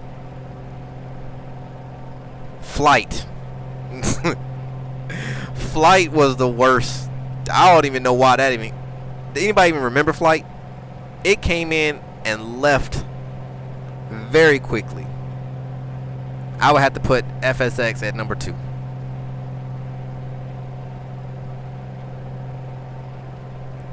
Well, it was just crazy. Like you could throw a 9800 X3D and a 5090 and FSX would sit there and laugh at it. There was nothing you could throw at FSX to make it happy. I mean, unless you was running, you know, one monitor. Okay. Any sim is happy if you only giving it one monitor. You start talking about all this extra parameters and all this other stuff. The FSX was like, yeah, that's what you think.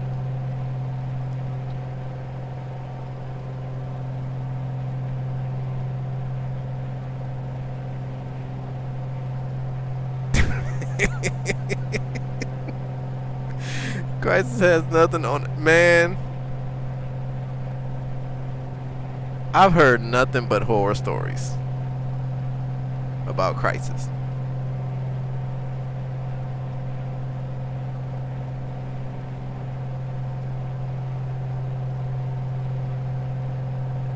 Like, I literally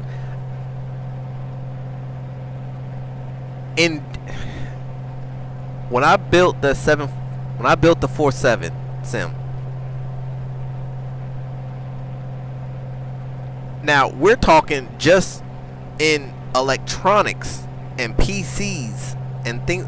Like, the build itself was maybe $100 in, and I was about $9 grand in with the 4.7, and it wasn't happy. It wasn't happy. It said it wasn't enough.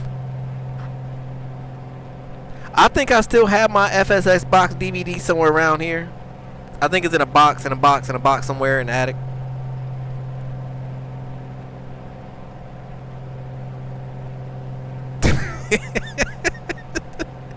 Yeah, everybody asks, can your PC run Crisis? And I'm there knee deep in FSX config files.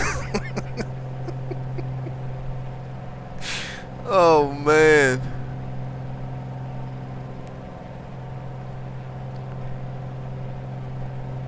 You know, the only aircraft that I loved, there was 2 aircraft with FSX that I loved to fly. That was the PMDG 747 and the MD-11. Those were my babies.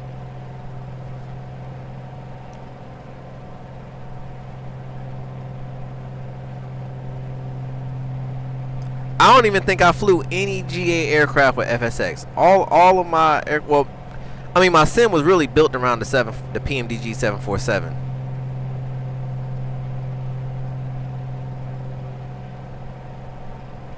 Oh yes,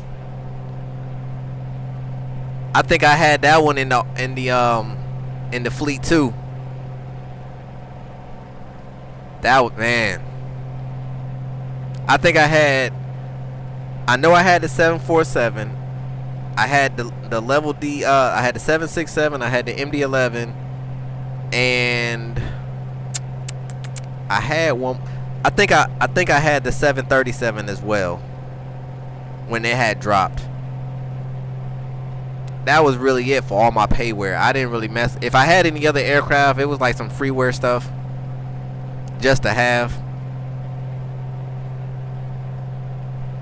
Yeah, that was my baby though, that PMDG 747. Man, that aircraft, it was just nice.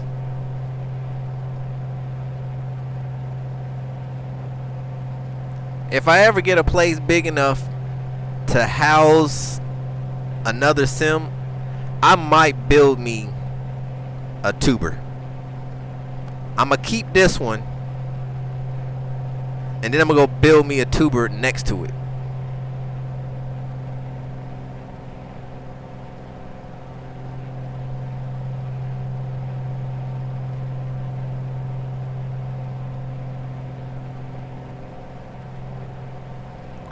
That one's gonna cost some money though.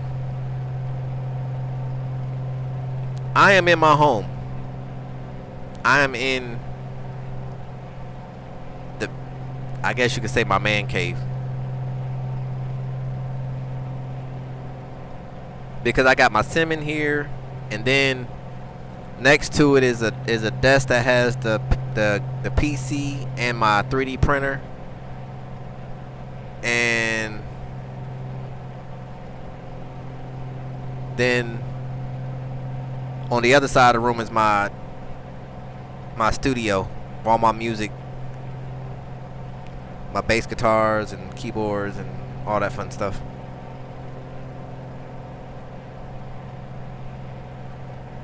Well, it was originally, it was supposed to just be my music room,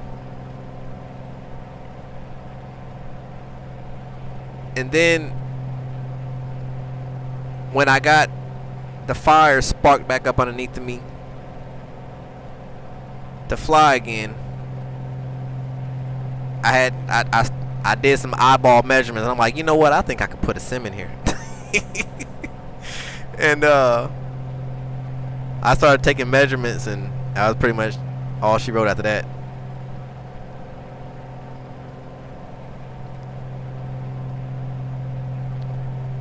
Oh, I was gonna try to on my last flight. I was gonna try to sing to y'all. Well, what I might end up, what I might do. Cause I got a few more spots I need to tour around here in your guys' neck of the woods. So this is I'll be in Australia all the way till the weekend. And then the last flight of Australia, I'm gonna have the whole music in the background gonna be all Australian music. And then I'm working on figuring out which one I want to try to sing to or sing along with. What are your thoughts, Beyonce singing country? My thoughts is she is a Texan, where Texans, I mean, that's where country is. And I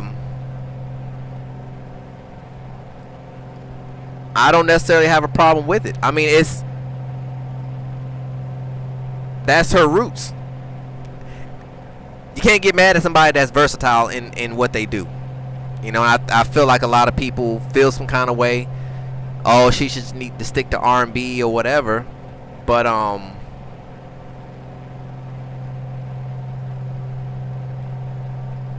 mean, I don't want to go down the rabbit hole, because I'm a music head, so I study music and history and things of that nature. I'm not saying I'm a guru, but I know more than the average, and so I know it turned a lot of heads, but I think it's cool. I mean, she's just showing just how diverse she is in the music industry. I think it's fine. If you can wear it, then wear it. You can't get mad at somebody that's good at what they do all the way around. You just can't get mad because you sing country, but you can't come over into the rap world or the R&B world. You can't sing R&B. You can sing country, you know. And I'm not pointing the fingers at anybody, but I think I'm perfectly fine with it. Bring the bass guitar, please. I don't think I ain't got the space to bring that thing in here. That bass guitar is huge. I might be able to bring the 4-string in here. 6-string definitely can't get in here. I have to sit weird. Exactly. Exactly. I don't have a banjo. You know, it is what it is. She ruffled some feathers, and hey.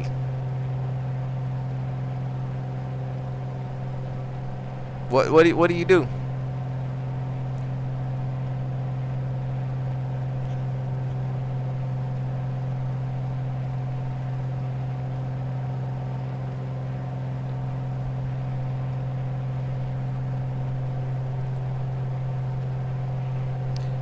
But I put most of the music that I listen to now is not mainstream, because mainstream media, mainstream music is all old to me. I mean, there's nothing against those people, but it sounds like a broken record every time I turn on the radio. So I find myself listening to a lot of, you know, indie artists, you know, a lot of up and coming artists that that no one really knows about. There's a lot of great music out there that's not mainstream.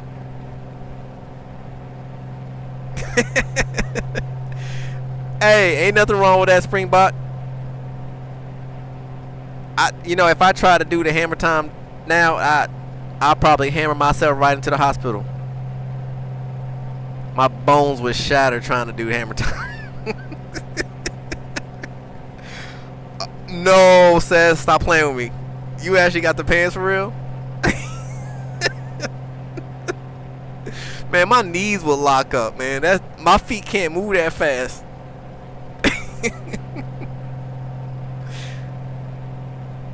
Hey, that's what I'm talking about, Jack, man.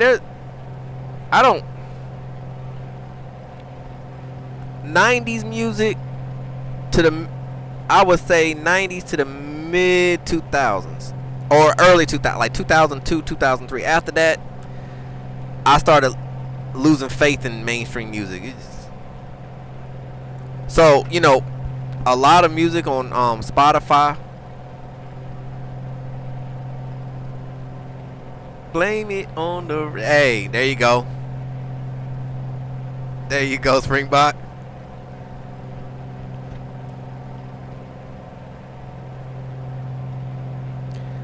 Shoot, I thought I was going to cut this flight short. I ain't got... Well, I got a little bit left. I might as well go ahead and finish it on out.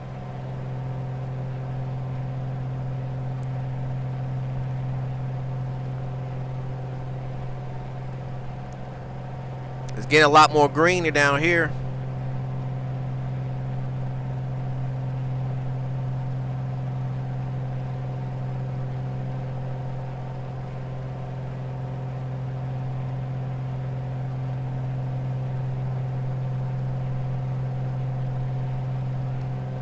Hammer time. That's taking it back.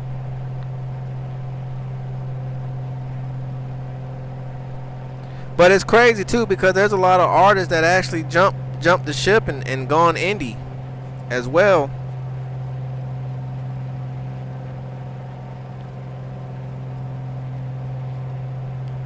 Which, I mean, I get. I mean, the music industry is some savages, man.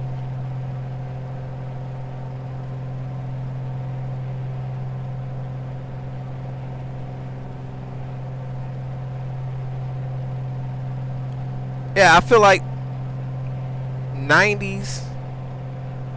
90s music era is by far the greatest era of music. In terms of,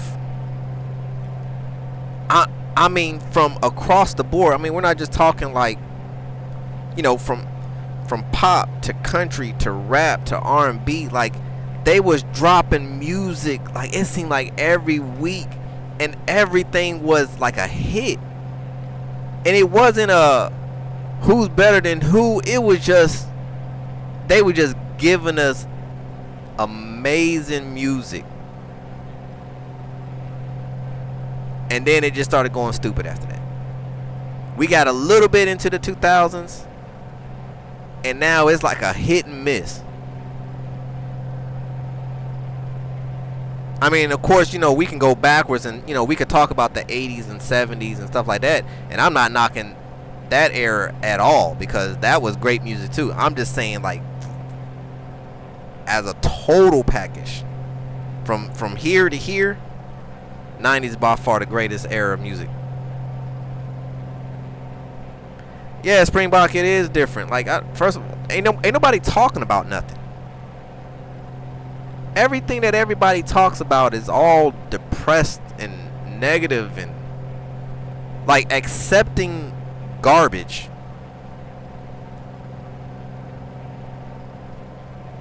Like, we don't even have R&B music no more.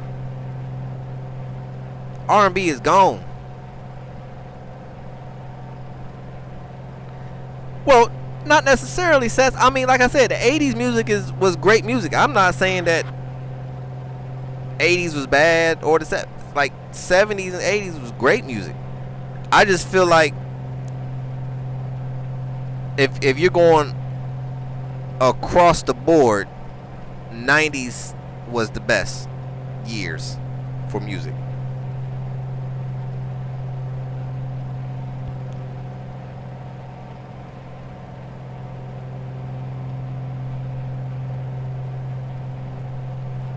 I mean, I love me some good old 80s though. Don't get me wrong. Shoot, you should see the collection that my wife has on the vinyls. I'm talking got some finders like you're not finding these anywhere.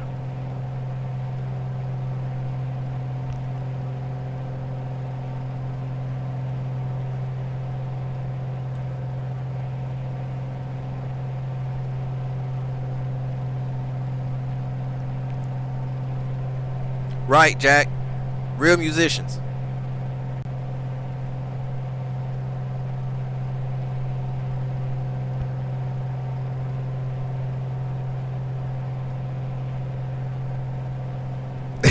You're right.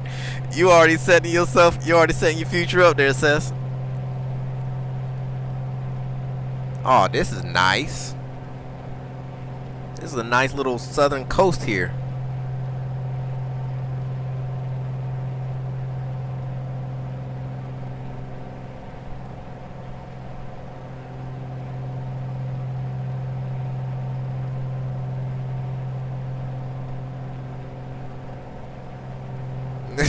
That's too funny. You know, like what happened to the groups, man? Land to the west, sharks to the east.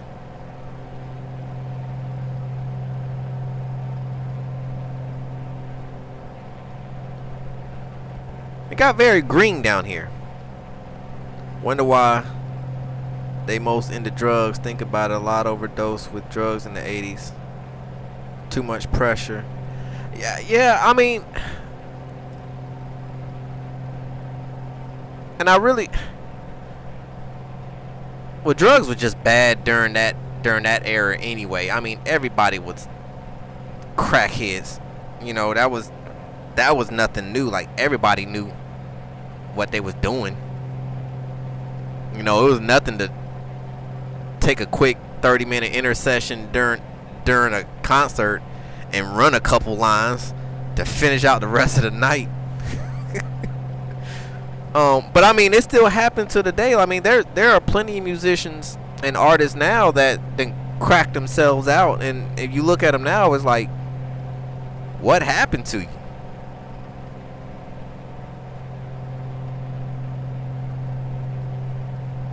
It's one thing I just never understood. Like, you get yourself in a position to be successful and do something that you love to do, and the first thing you want to do is run to that powder.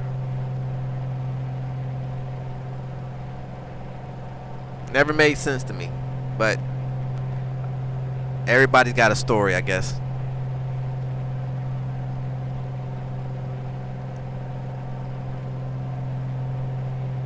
It looks very nice down here, Seth. I like Southern Australia. It like this. These look like the kind of beaches I would like to. The only thing is, terrain-wise, it looks kind of like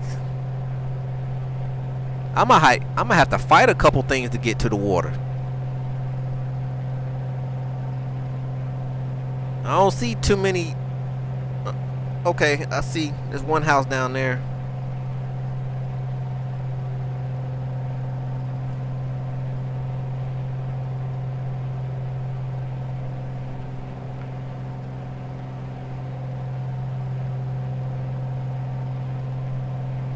$25 million. And only 3 places that 25 million is scattered.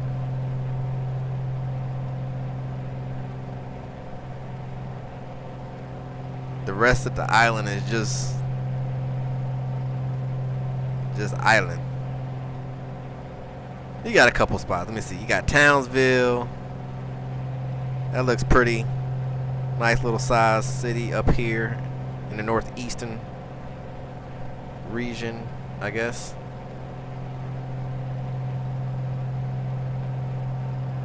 Of course, you got Sydney. You got what's this over here? Brisbane.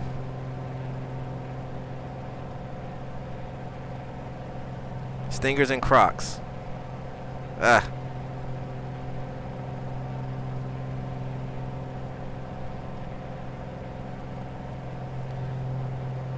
So I mean, is there a reason for it? Or that's just what everybody just decided to do? So it's not that the rest of Australia is inhabitable, it's just that everybody prefers.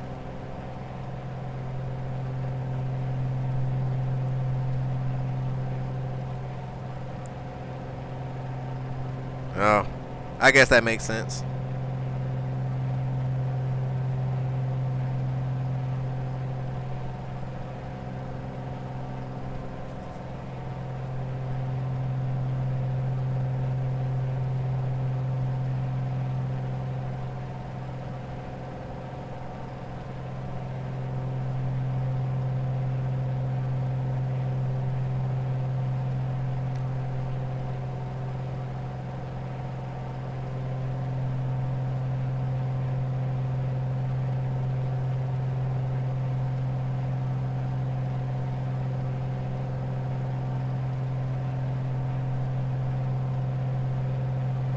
Do y'all ever decide to go south and hit Antarctica?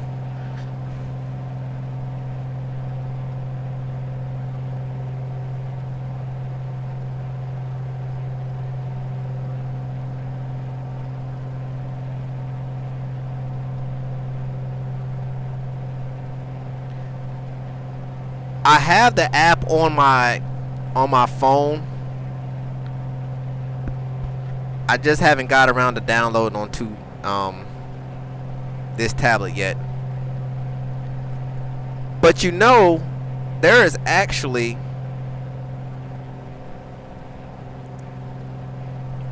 OBS has a filter that you don't even need NDI.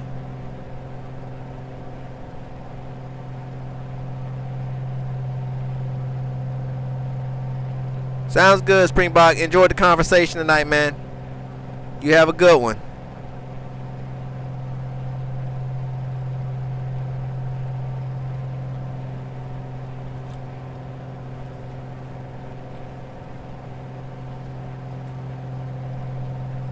But yeah, there's a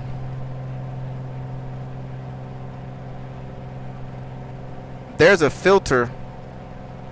Well, not a filter. It's kind of like a filter, but it does the same thing pretty much. Well, not necessarily. It turns your phone into like another webcam source in a sense. But the cool thing about it is, like, if I were to turn it on, wherever my phone, like, you can see whatever my phone is seeing. So if I like were to leave the sim and start walking outside or walk around the house, you could see what my phone is seeing and hear me at the same time.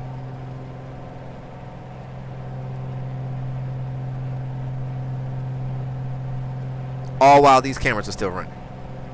But I don't. But well, that's not really the same thing as NDI, because NDI actually allows you to display your screen.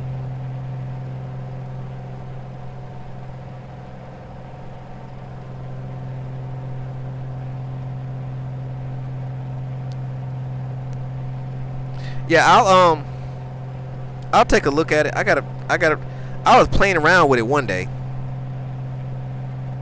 I found it watching some YouTube guy, because I was trying to figure out some new settings for OBS, and he was talking about it. Yeah, I have that on my phone. I just got to get it on this tablet. I just haven't done it yet.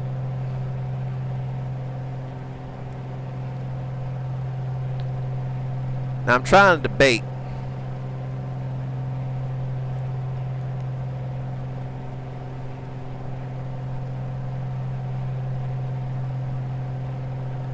And see, that's the thing. I had downloaded the app a long time ago for the purpose of OBS, but I never got around to actually using it. That's the crazy thing.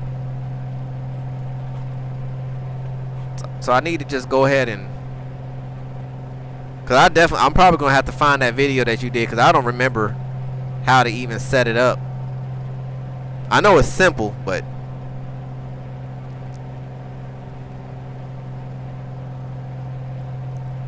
so I'm trying to figure out, do I want to go ahead and do this big loop-de-loop, because it's already 12 o'clock. We've been at this for 2 hours now. Now I could run straight across and head straight to Albany.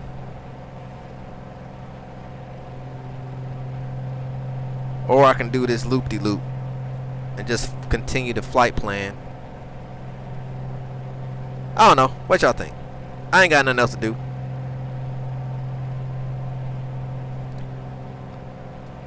I mean, the kids asleep, the wife's at work, I'm up. But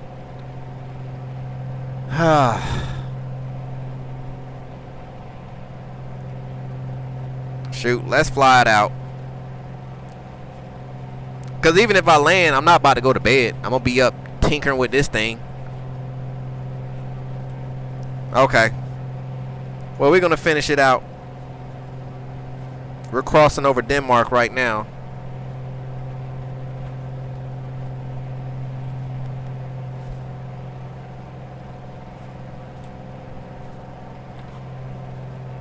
All right.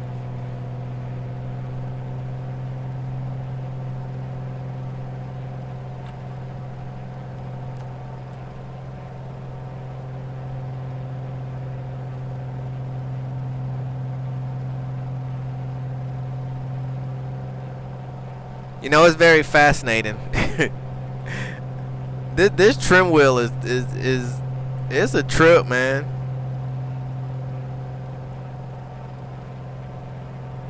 Something that I thought was very, very hard. It's really not that hard to do.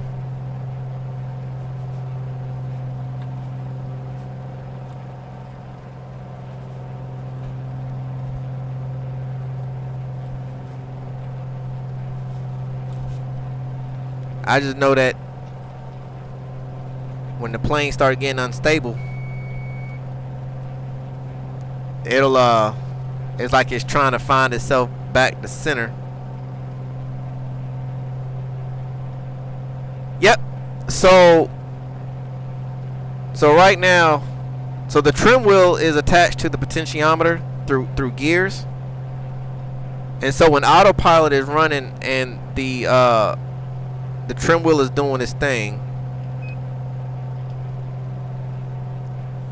so as it's turning right now, as you can see, it's actually turning the potentiometer too. So now with the autopilot on, of course the motors are engaged, so I can't necessarily really manually turn it. But when I turn autopilot off, it disengages the motors, and then I could manually turn the trim wheel. And so when I come out of autopilot, I'm still locked into wherever the trim is set to.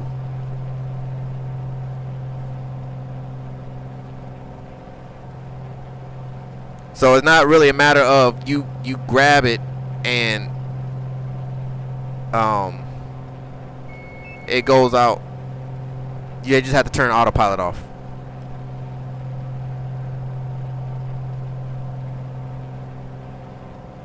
And I have it set so on the driver board, of course you got your 4 inputs for your motor. So 2 for one side of the motor, 2 for the other side of the motor. Then you have your directions, you got your pulse, and then you got your enable. So I got the enable side set to a pin out, but I got it set to, I got it set to low, so that in mobiflight I got it set as a LED, which is just, you know, a signal pretty much. And I got it set to when autopilot is on, it turns on, or it enables the motor, and then when autopilot is off, it disengages the motors. Pretty simple concept. The hardest part was trying to figure out the numbers. I think I still got one more tweak to do, but it's a lot better than what it was before. And really, I think my numbers are okay. I think I might just need to change my my amps, because the motor is rated to 2 amps, but I feel like 2 amps is just way too much for a trim wheel, at least for GA aircraft. So I got it turned all the way down to like a 1/2 amp. So I'm thinking maybe if I bump it up to 1, I think that might put it right where it needs to be.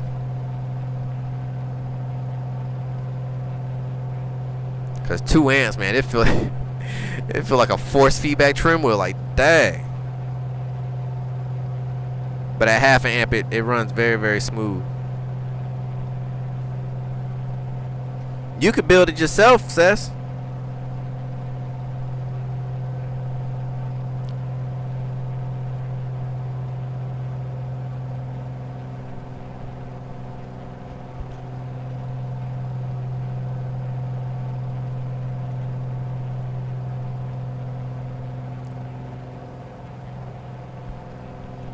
You could probably modify your the trim wheel you already have.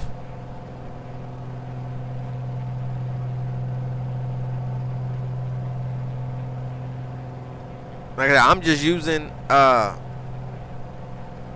BFF simulations. I'm using his whole setup really, and I just modified it to fit mine.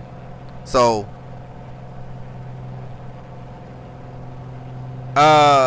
the trim wheel runs off of a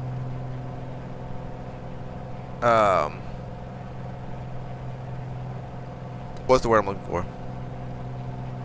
Stepper motor. And oh, yours does. I got you. Well, that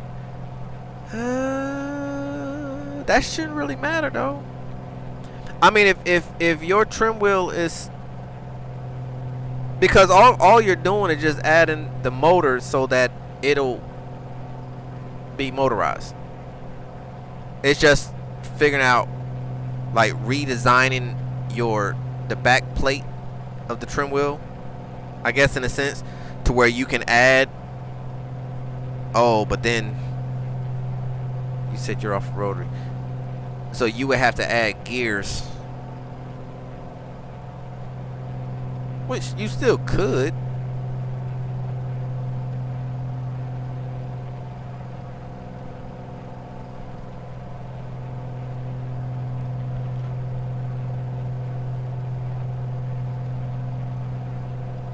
So the stepper motor, the trim wheel is connected directly to the stepper motor, but then the stepper motor is driving the potentiometer through gears, right? So the potentiometer has a small gear, and then the trim wheel has a gear that rotates on each other, if that makes sense. And so when the motor is on, it's turning the trim wheel, which is then turning the potentiometer. So the position is always in sync, whether the motor is on or off.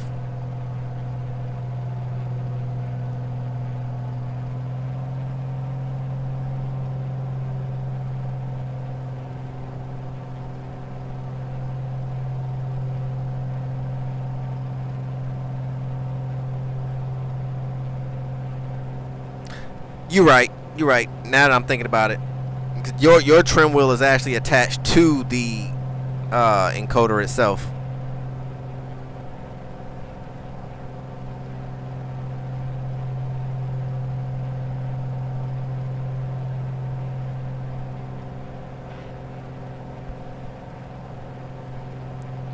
Well, here's the thing. You can use a stepper. Problem is, a stepper motor doesn't understand. It can't read its a position, I guess you can say. Like, I know when you're saying as far as a 3D printer, but in terms of sim, in order to do something like that, you would need like a brushless servo motor for it to be able to read its own position. A stepper motor can only read, you know,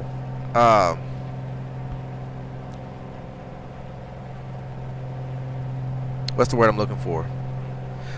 So okay, so let's look at it like this. If you just did a strict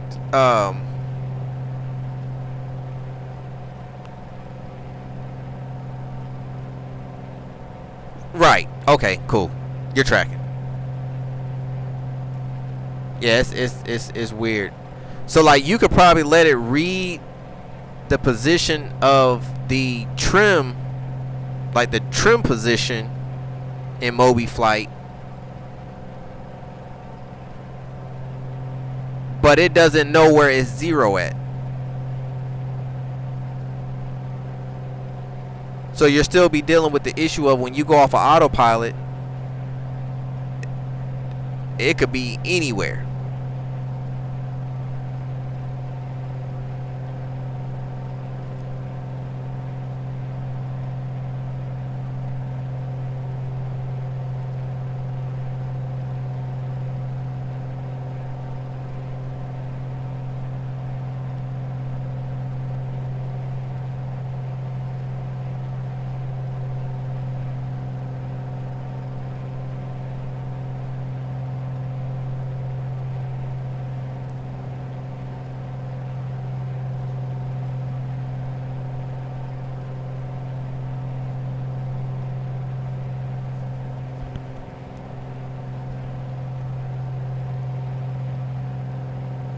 So I found this group,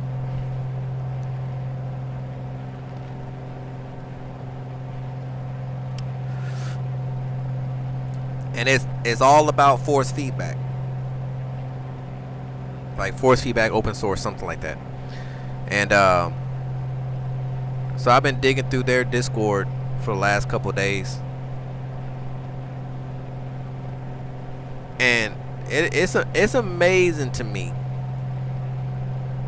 And it's kind of sad how bad the force feedback companies are milking everybody with the prices on. And I get it. I mean, force feedback is not an easy thing, and of course, not everybody has the intellect to even begin to build their own. But it's actually a fairly simple process. Biggest thing is the money. Now,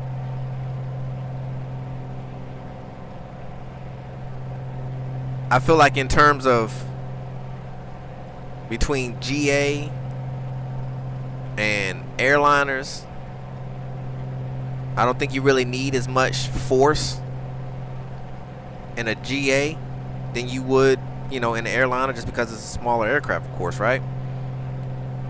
Therefore, your motors don't have to necessarily be as big to give you the, you know, the forces that you need. So I got to sit here thinking,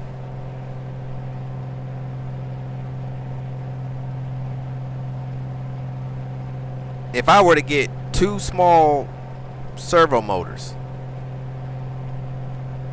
or better yet, because I was talking with I can't think of his name right now, but he's watched a few of my videos, and he actually reached out to me. We actually had a conversation about a day or two ago, actually, and he was showing me his setup, and I was thinking to find 2 used force feedback steering wheels, you know, the racing steering wheels that people buy, catch those on a steal off the marketplace, gut those because they use servo motors, and then implement those into the sim. It'll take me a little bit to figure out how to get it to work the way I want to with this yoke, but I already kind of got a plan in my head on how to do that.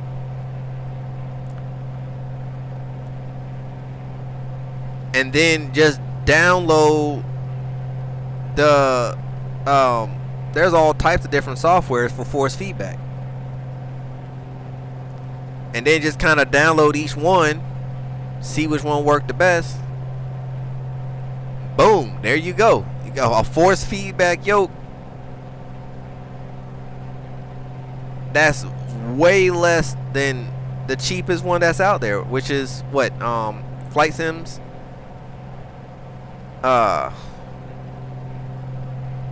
which I think their bottom is like 800. It's either 800 or 900.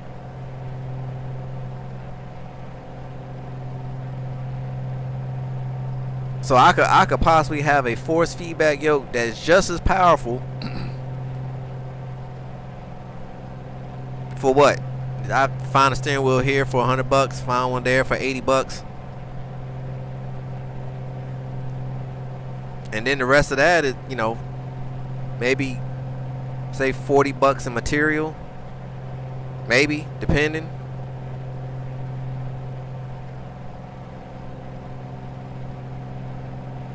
I don't know, like that's what I be thinking about a lot, like how to build the ultimate sim at the cheapest price. Now, I won't say that I won't ever spend the money on some good stuff, because, you know, I don't have a problem doing that. But if I can save, I'm going to save. And then it's just a cool idea, too, because it pushes the limits of anything is possible. And my ultimate goal for this channel is to really just inspire people to, you know, to take what they have around them and build their own sim from what from the materials that they have around the house. Like, you don't have to break the bank.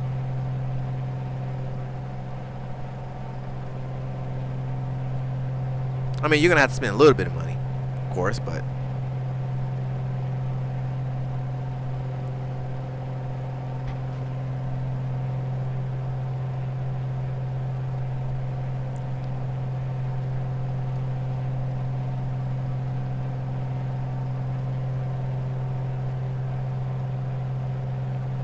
got a little bit of what's this out here? We got Mount Magog.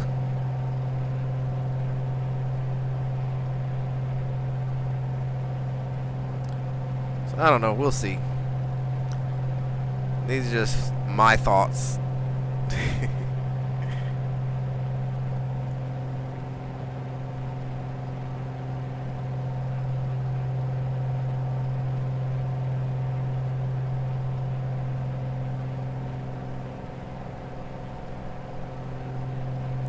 crazy how this terrain is kind of like a night and day thing. It's like look like farming field, and then it's just this road that just splits, and then it's just like you're on your own past that point.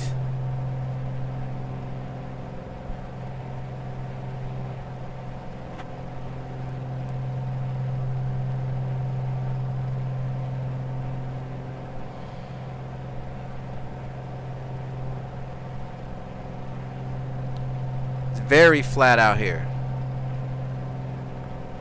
The Australian flats.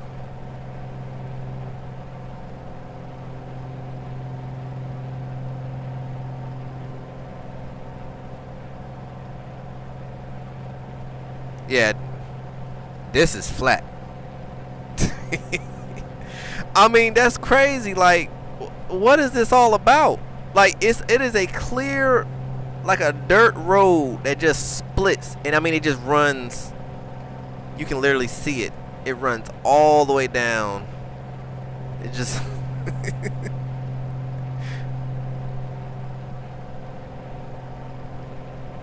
no mountains on the west. So what is this I'm reading here? It's saying Mount Magog in, what is this? Taluberloop Peak.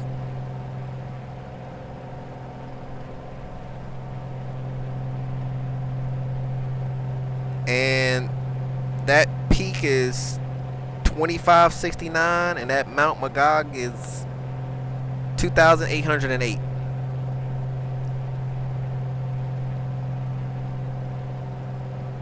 Which should be, looking here, you got one peak there, and then you got Bruna Peak 34. Oh yeah, by far. It's like that one. Then you got Mount Hassel 2779. Then you got Mount Trio, which is probably on the other, around the other side there. But that's really it though. It's just like that little row of stuff. It ain't even really a row. It's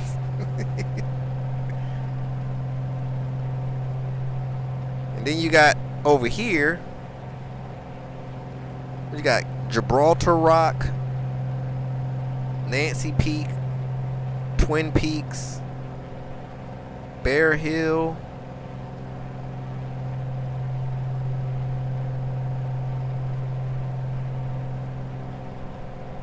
There's nothing out here. I mean, okay, I see we got some farmers out here. They pretty much own most of this, I'm assuming. Yeah, these aren't mountains. These are... You could climb that and be back down by the end of the day.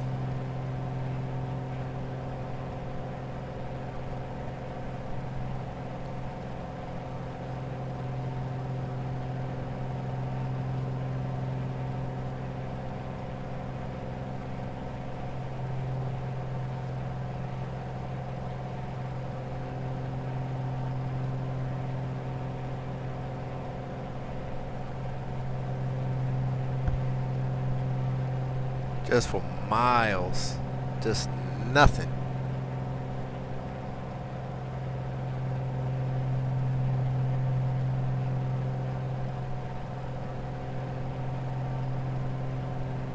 I appreciate it.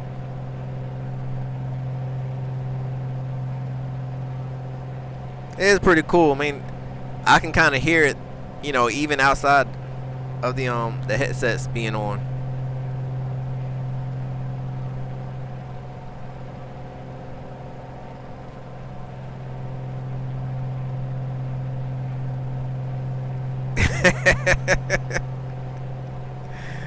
Oh man, how you feel about that, Sess?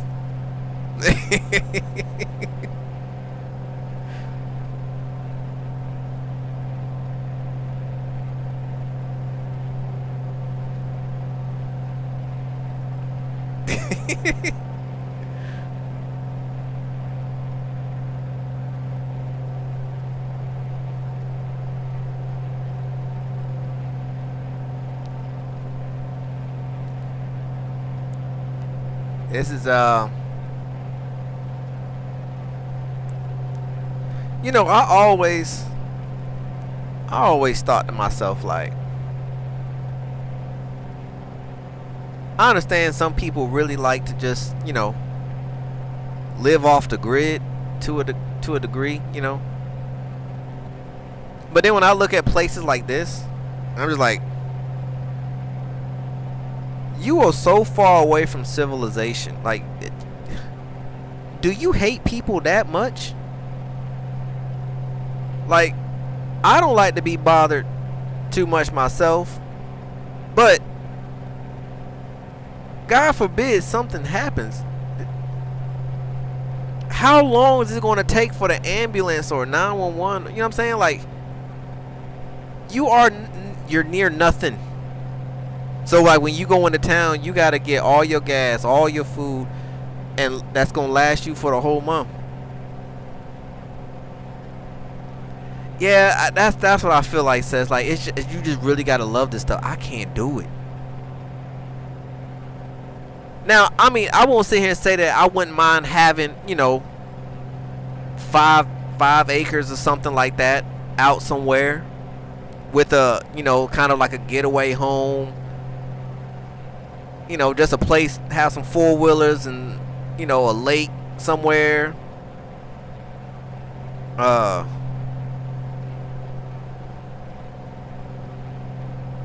My dad lived in the back of Beyond Victoria. It took about 40-50 minutes for ambulance, and his health was declining, but he refused to move away until right towards the end. God, man. See, that's what I fear, man.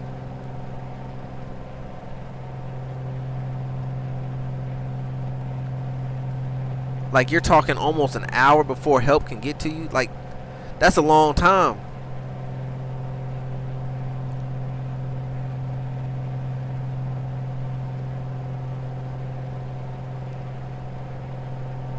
Mining operation in the what? The Pilbara region is on a cattle station. 500,000. 500,000 acres. Hectares, I'm assuming. Whatever it is, I know it's a lot.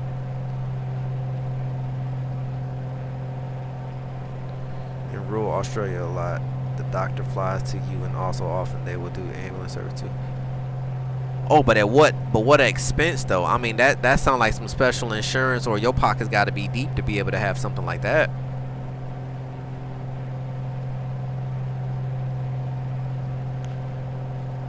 Yeah, 500,000. That's big. 500,000. Anything is big.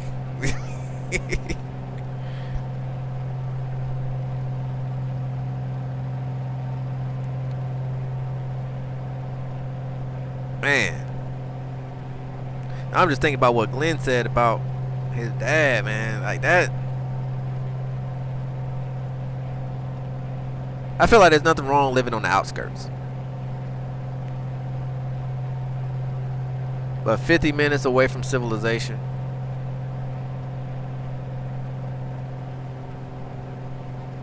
Most of the ambulance services, depending on the state, will take out an ambulance insurance out of your electricity bill, so everyone in the state is covered. Not sure.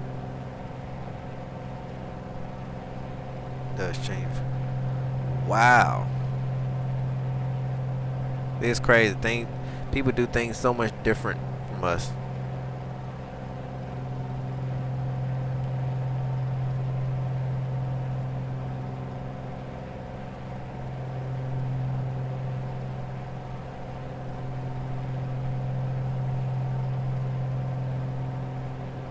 Shoot, in the States, man, it's to each his own, boy. And then what's crazy is our insurance companies over here don't even... It's a big scam, man. You pay hundreds and thousands of dollars a year on health insurance just for them not to cover pretty much anything when you go to the doctors. And then, you know, it's like, okay, I spend all this money on insurance, but then I have co-pays. And then when I got to get medicine, I got to buy my medicine because my insurance don't cover this type of medicine.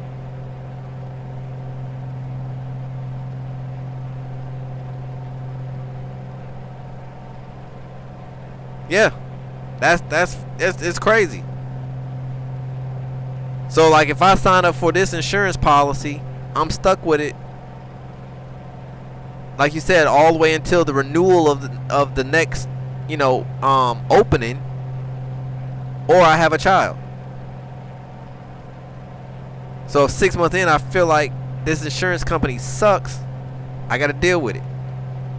Oh, and don't not have insurance, then you get penalized for it. Oh man, it's crazy.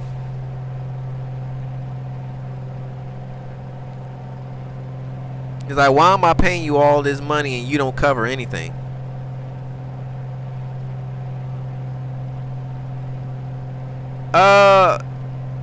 So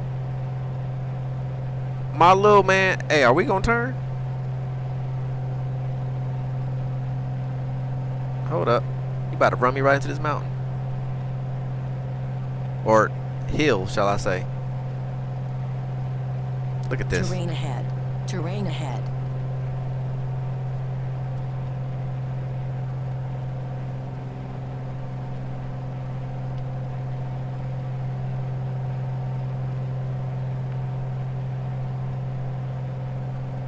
Almost ran me into the side of the hill.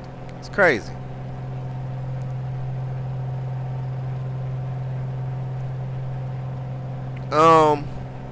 Little man, he's 5. I take him up for a spin every once in a while, but he's too busy in the other things. And my oldest, she's been wanting to get in with me, just haven't found the time to do it. I mean, on the weekends be busy doing other things, and during the week, you know, she got school. So try to get him in here eventually though.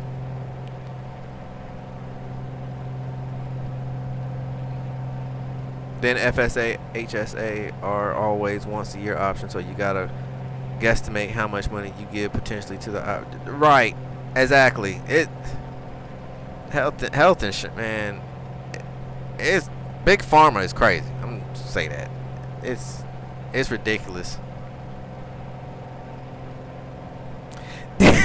Well, what's Glenn? Look, I was sitting here looking at this is a pre-made flight plan. I did not make this, and I'm sitting here looking, and I'm just, you know, I got on autopilot. I'm letting it do its thing, and I'm like, why does this thing seem like it's getting a little closer? And I look down, and it's like, you got me right at it.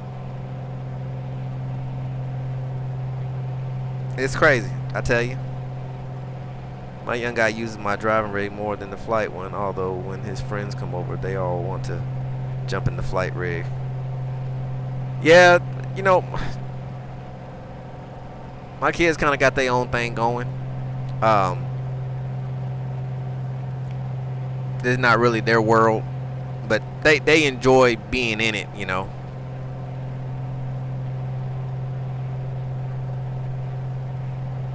Yes, they have health expense only debit cards that will only accept health expenses, but if you want the tax benefit, you gotta nominate a lump sum. If you got, you know, yeah. So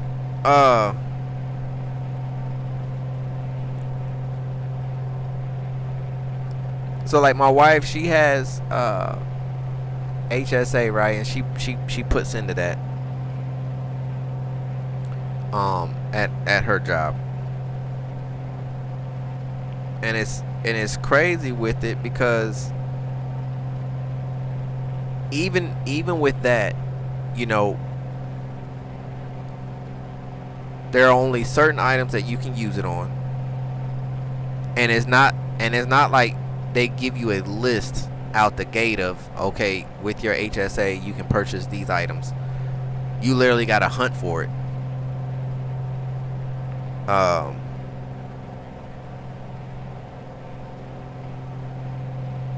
Yeah, exactly. So it's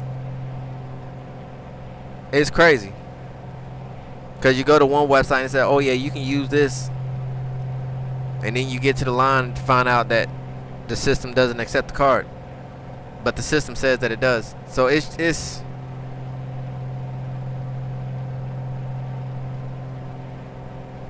yeah, it's ridiculous.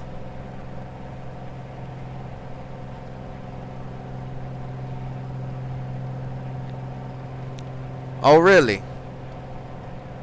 All this, well, I got enough fuel to get us. We about there now. We got one more turn and then we'll be headed right straight into Albany. Oh no no no no no no no no.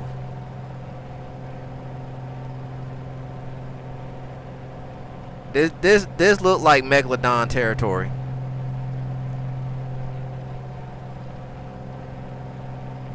Look like, you know, he out there somewhere and then he got all his little babies up here waiting for a human to test the waters. But yeah, Glenn,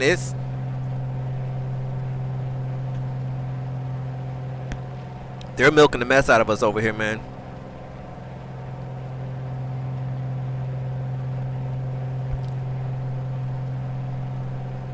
And if you don't, oh yeah, very very nice glass.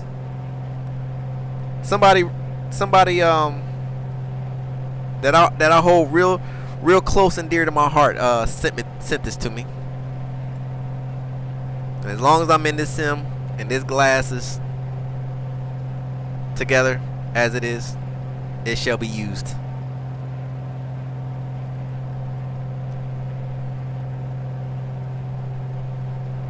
But yeah, man, it's getting bad over here for us in the States. And I don't think a lot of people really understand. You're welcome, Seth. I appreciate you, man. I don't think a lot of people really understand what's about to start taking place.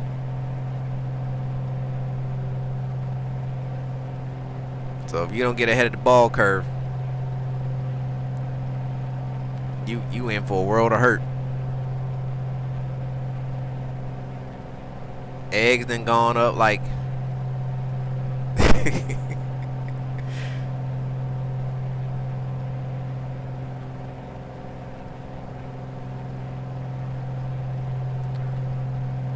so, you know, here, you know, we have, so like Medicare for here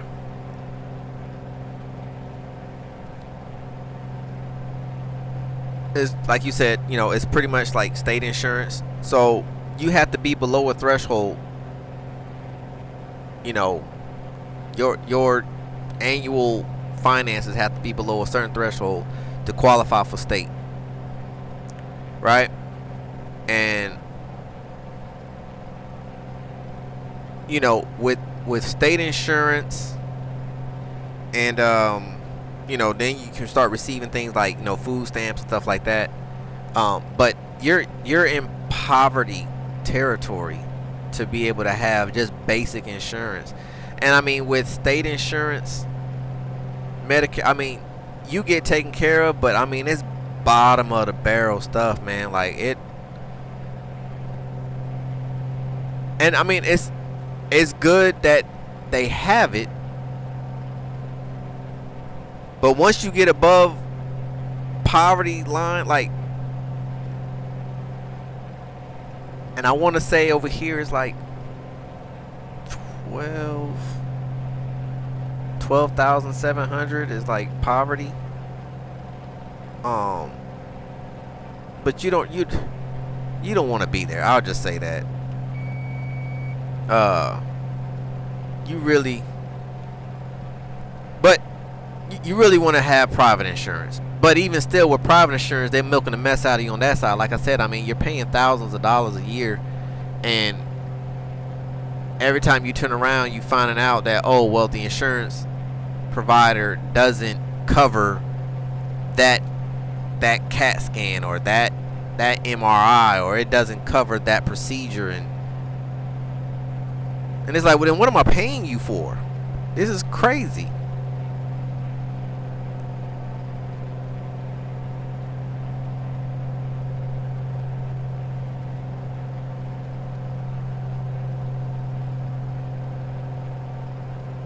You know, and then what's crazy is just like,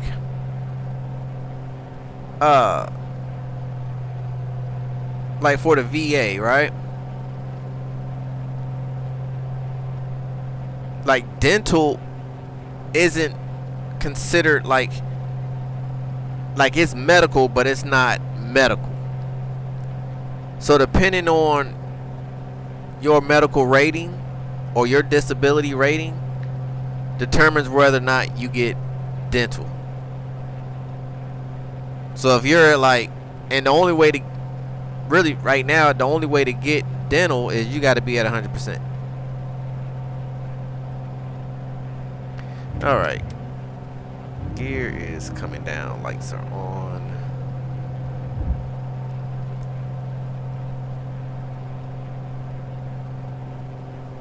First notch flaps.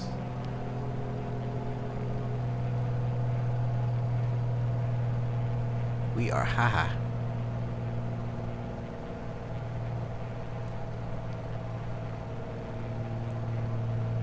But yeah, like I said, I mean, it's ridiculous, man. And then everything is tax on tax on tax on tax on tax.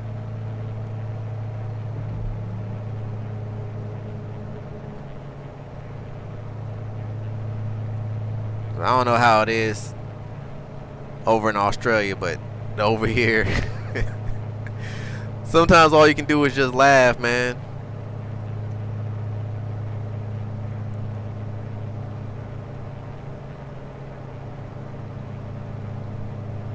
We are inbound to Yabba Dabba Doo. 500. In other words, Albany.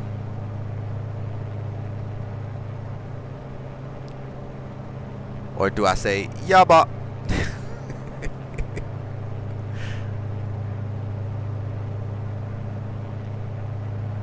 Is that a plane? That is a plane. If you don't get off the... What is you doing? You didn't see me? I'm glad you did. Don't you do it. Don't you do it. Don't you do it.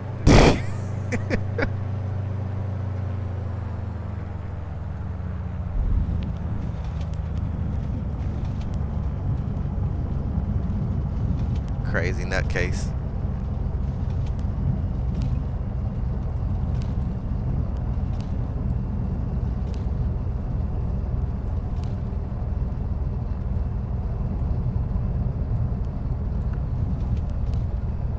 Well, I could have landed long, I guess.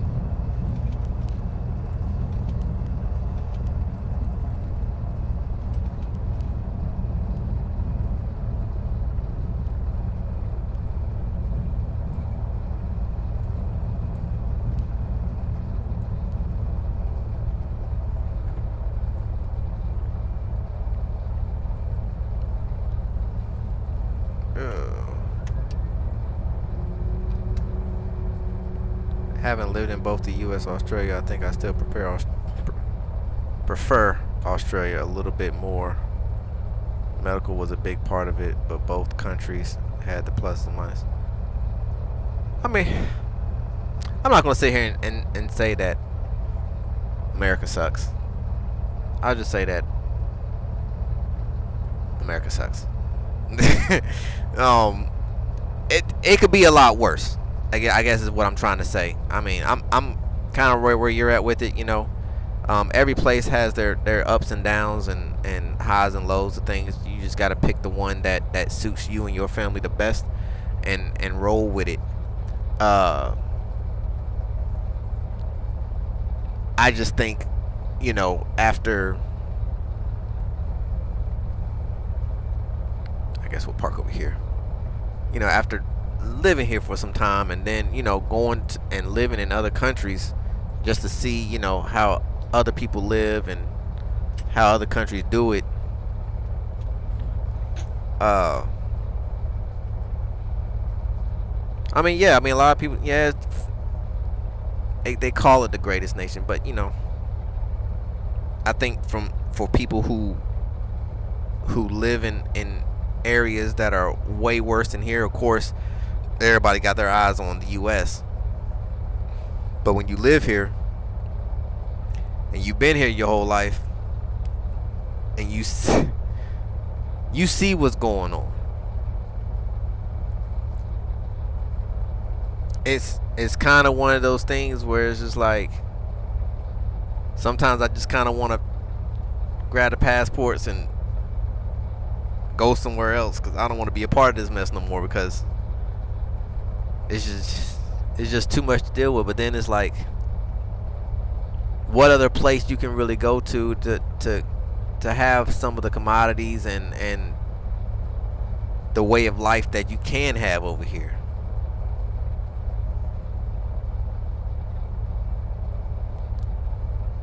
So then it's just really a matter of, hey, just deal with what you can control, and what you can't control, let the cards lay where they may, and let it be what it is. But if things ever do get too crazy, hey, Cess, I will be asking for that invite. It'll take me a while to get over to Cook Gracious. Y'all way on the other side of the world. I don't even know what a plane ticket would cost to get to Australia. Oh, well, I mean, okay, I'll put it to you like this. The average house, the average rental, I'll say, and we're talking bare bone, like an old dated, about 700 to 800 return, I think.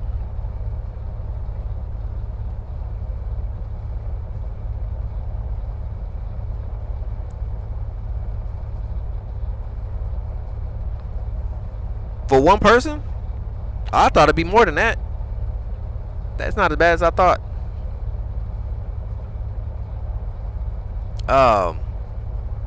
Like a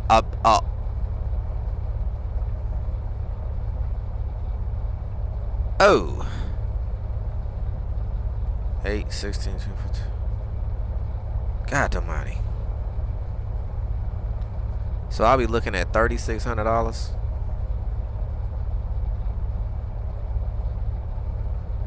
Oh, well, you know, I'm surprised Glenn is not up in the cockpit.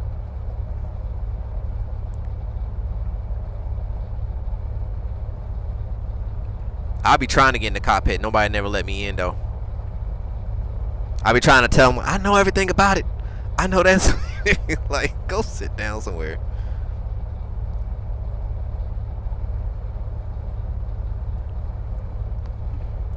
Or them sky miles. Gotta have them, man. Gotta have them. Shoot, I wish to get to that level to have sky miles. I keep telling myself the next time I get on a plane, I'm going first class, just because. Just because. When I got out of the military and I was flying back stateside from Germany, I flew first class on a 47. That was pretty nice.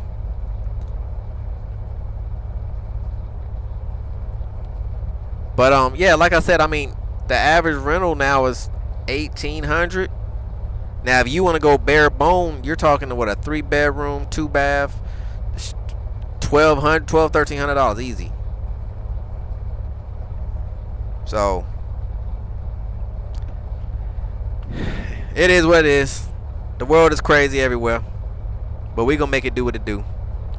All right, Glenn. Enjoy the convo tonight, as always. Tomorrow we'll be back at it again. I don't know where I'm flying to, but it'll be somewhere in Australia. I might go tour New Zealand tomorrow. But I guess that's it, fellas. Yes, sir. Enjoyed it. You got a beautiful home, I must say. So we're going to go ahead and shut this thing down, and we pick it back up tomorrow, y'all. Enjoy the conversation. Y'all have a good one. It's CardboardSim. We signing out.